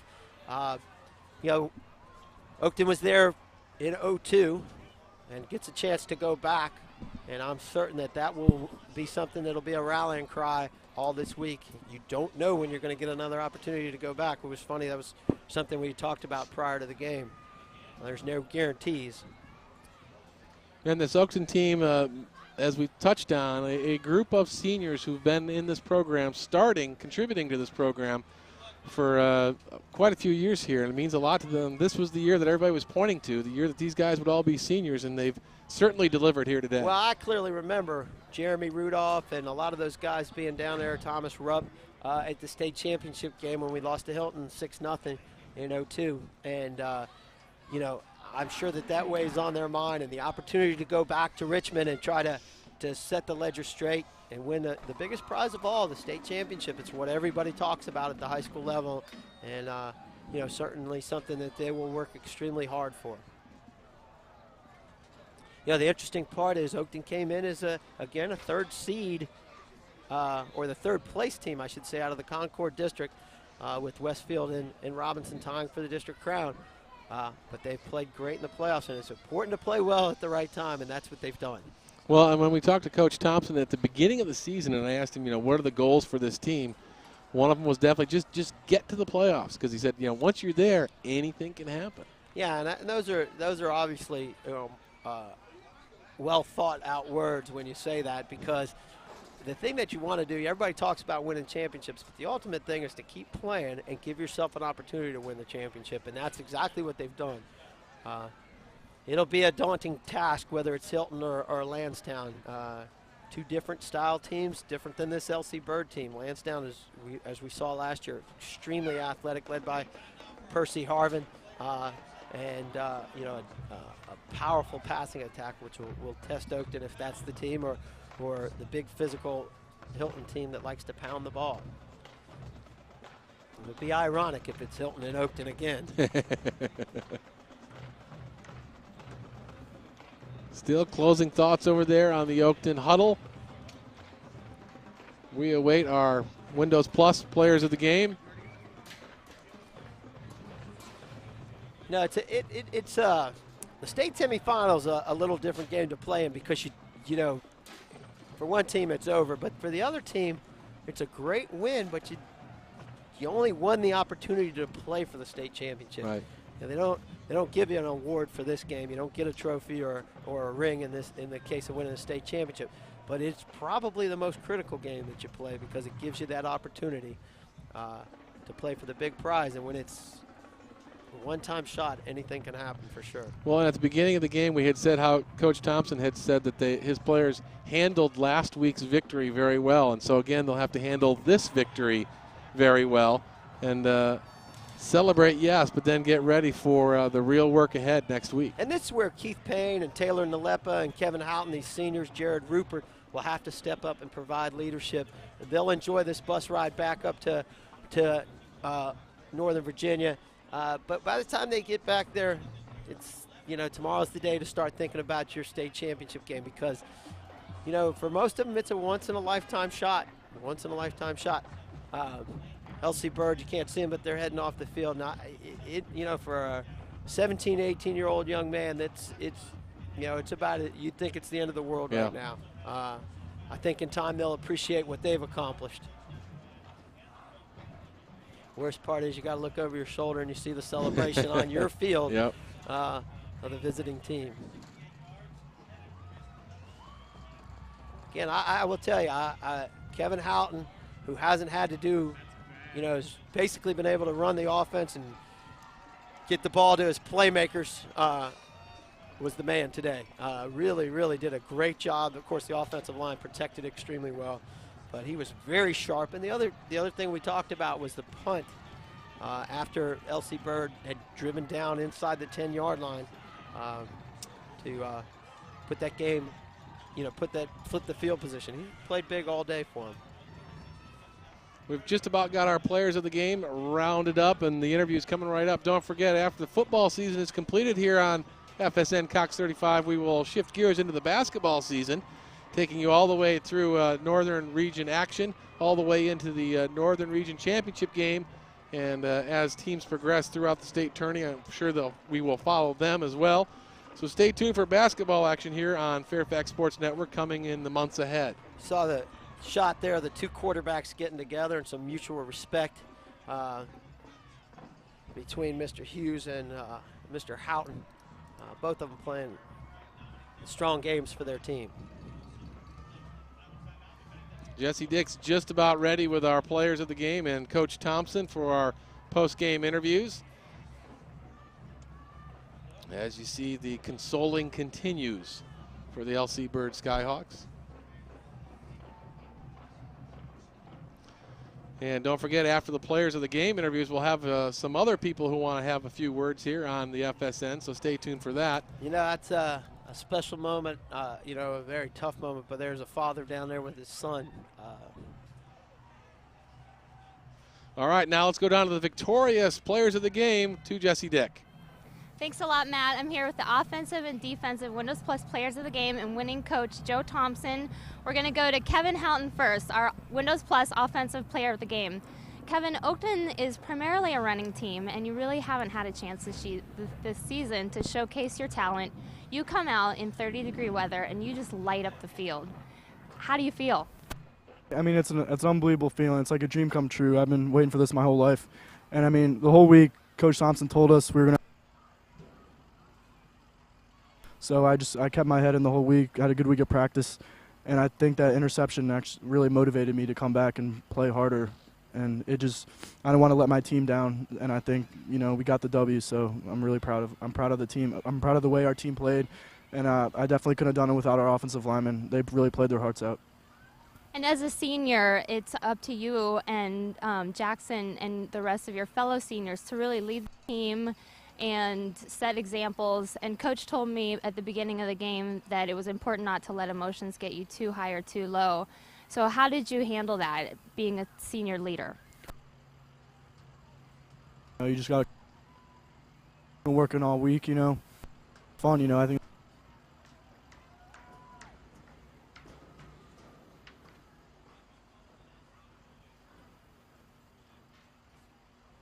We're really well prepared for this game. Thanks a lot, Kevin. Now we're going to go to Windows Plus Defensive Player of the Game. Switch with me, guys. Jackson Kibler. Jackson, that was a beautiful interception. They ran an up and out. You didn't bite. Talk me through it. Well, sophomore, junior year, when we did that play in practice, I got beat on a lot, and that's one of our main plays, switch route, and I'm just coaching style. I was just been taught how to play it, just textbook, and thanks to the coaches that we have, I know what to do, and everybody knows what to do. And then the next play, or one shortly thereafter, you made a great tackle and caused them to fumble. What were you guys saying in the huddle to stay up and to just stay on top of your game and to keep excited about it? Well, same thing we said in the beginning of the game, that like if we play with our heart, if we play as a team as strong as we can, there's nothing they can do to beat us. I mean, they'll have to, as Coach Thompson says, go into our chest and rip our hearts out to beat us if we can play like we know we can. And we made some mistakes today, but we backed it up and we played as good as we could and just hustled everywhere. Great job. Congratulations. Thanks. And I'm here with Coach Thompson, winning coach. Coach, how did you prepare last week for a team that you haven't seen all season? Well, it was tough. We were watching the film, and they looked a lot like us. I mean, they run the ball real well. They have some big offensive linemen, and a great tailback and big fullback, big tight end. We just thought, you know, they looked a lot like us. We were going to have to be able to control the line of scrimmage, to get them on a couple 3-and-outs, and then hopefully, you know, special teams wise or somewhere down the line, we would get a couple breaks. And I think that's what we did. And there were a few questionable calls during the game, the pass interference, the safety. Talk about the officiating. Well, it's really not the officiating. As much as we scream and yell and all of that on the sideline, it's really not the officiating. The players play the game. Would I have liked to see the calls go differently? Yes, but you know, and I'm sure they've got the same, you know, gripe on their side. You know, our kids came out and they were, you know, even when they thought that the calls didn't go their way, they were able to get their heads screwed on straight and get back in the game and play. And I'm real proud of them for that. They never gave up, and that's a sign of a bunch of quality character kids, and we're lucky to have them. And Coach, we talked at the beginning of the game, and you told me that your team handled last Saturday's win very well, and they were able to concentrate on the task at hand, which was LC Bird. And you had pretty much the same routine, which I would imagine would keep their minds on track. Do you plan on doing the same thing this week? This is a pretty big win that they're going to have to try to move past to focus on the next team. Yeah, they've always had their goals since these seniors were freshmen, and they traveled with us down in 2002 down to state. They've always had their goal in getting back to the state final. I would hate to think that they would get all the way there and then have a lousy week getting ready for it. They finally got what they want, and I think we got their attention. I'm sure Lansdowne's got their attention, so we'll be sharp and ready to go. Thank you very much, Coach. Congratulations and good luck next week. Back to you guys. Thanks, Jesse. Don't go away. Kevin Kiley's running up a couple interviews, and Coach Bender, if you got to be particularly proud of these kids, as we've mentioned. You know, a couple things in that interview that really hit home. You know, Jackson Kibler sat there and told you this is what we've been taught, that flat to wheel is what we call it, and he covered that switch well. And he learned, and he talked about his sophomore and junior year making the difference for him here. That's so critical. And Coach Thompson talking about how 4 years ago this stuck in their mind, we're going to get here and get it done. And you know, hats off to them. Great job. All right, Kevin Kiley's got two more smiling guys down there on the field. Let's go down to Kevin now. Guys, I grabbed them as they were trying to get on the bus. Keith helped me out, grabbed Taylor, trying to get out of here. But before we get out of here, I want to talk to him a little bit. Guys, you usually are more involved in the offense running the ball. It was more of Kevin Houghton's show today. You know, you guys, he played a great game. Can you talk about that for me? Oh, yeah. I mean, they put so many men in the box, so, I mean, we just had to switch up the game plan, and we've always had good wide receivers. Kevin's a great thrower. I mean, he's great at passing the ball and seeing the field. So, I mean, he came out and did what he had to do. He stepped it up today. Taylor, you take a lot of a role on offense running the football. Today you did a lot of pass blocking. He really had a lot of time to throw. What did they do on defense that gave you some trouble? Well, they were really quick on the defensive front. It's probably the quickest team we've seen all year. And they did a lot of stunts and a lot of delayed blitzes. So that gave us a little trouble at the beginning. But we got our adjustments at halftime, and we stepped it up, and we came out with the win. Okay, guys, you're in a state final, okay? Yeah. Now I want the true feelings here. How does it feel? You're going to the state final. You're playing for a state championship. You're both seniors. I mean, it's great. We've been working our whole high school career for this. I mean, yeah, it's overwhelming. I can't even explain with words. I mean, Taylor, how do you feel? Unbelievable, unreal. I can't, like, it hasn't really sunk in yet that, like, we're going to states. Like, I think next week when we're practicing is when it's going to really sink in, or maybe after this weekend on the ride back. Like, it's just I'm in awe right now of what's going on. All right, I have one more question for you two. Where's the party at tonight, and am I invited? Hey, I think we're going to Golden Corral right now. So I mean, that's where the party's at. It's been the party since last night. So I mean, that's where we're hanging out at until we get back home. Keith Payne and Taylor Nalepa, two huge parts of the Oakton offense, and one of the main reasons they are in the state final right now. Well, they are on their way to the state final. You've been there. What can these guys expect this week leading up to that game? Well, the word we're getting is it's going to be Lansdowne, and they're going to have a big challenge on their hand. But, again, it's a matter of making plays. You talked about it. We had Kevin Houghton step up. Keith and Taylor had been leading the offense early in the year. And, again, it'll come down to making some plays defensively. You only get so many opportunities in life, and obviously this is going to be a special one. There's great leadership over at Oakton. The coaching staff is a great group of guys who've worked pretty hard, and they've got a wealth of experience. They'll have them well prepared. But it'll be another challenge and a great ball game, I'm sure, next Saturday down in Richmond. And let's hope that the Cougars can bring the title back to Northern Virginia where it belongs. And we will be there to bring you that title game. We got another highlight to look at here. I think this is the Payne touchdown pass. The switch route, and again, just an outstanding catch. And just a great run. And I think it's scary how fast he is at 225 pounds. I think the shot we had of those two earlier, you can see the work they've done in the weight room. Again, nice little run by Dominic Taylor, and again, a great pursuit. Keep that from being a big play. It was that critical third down. And again, if they'd have gone for a field goal down here in this situation, here was the reverse on fourth down. Grayson, left-hand side. Great hustle by Curtis Ewart and Jackson Kibler, who was huge in the fourth quarter. Not only a tackle there, but the interception as we saw. Here's that. You saw the motion by the fullback and the tight end. The catch and run by Kevin Grayson. Takes it the distance for Bird, but all for naught. That one comes back, and there's the controversial fumble. I'm sure Coach Thompson will be requesting that we have Keith Payne pointing to the ground. I was down. Here's the interception by Kibler.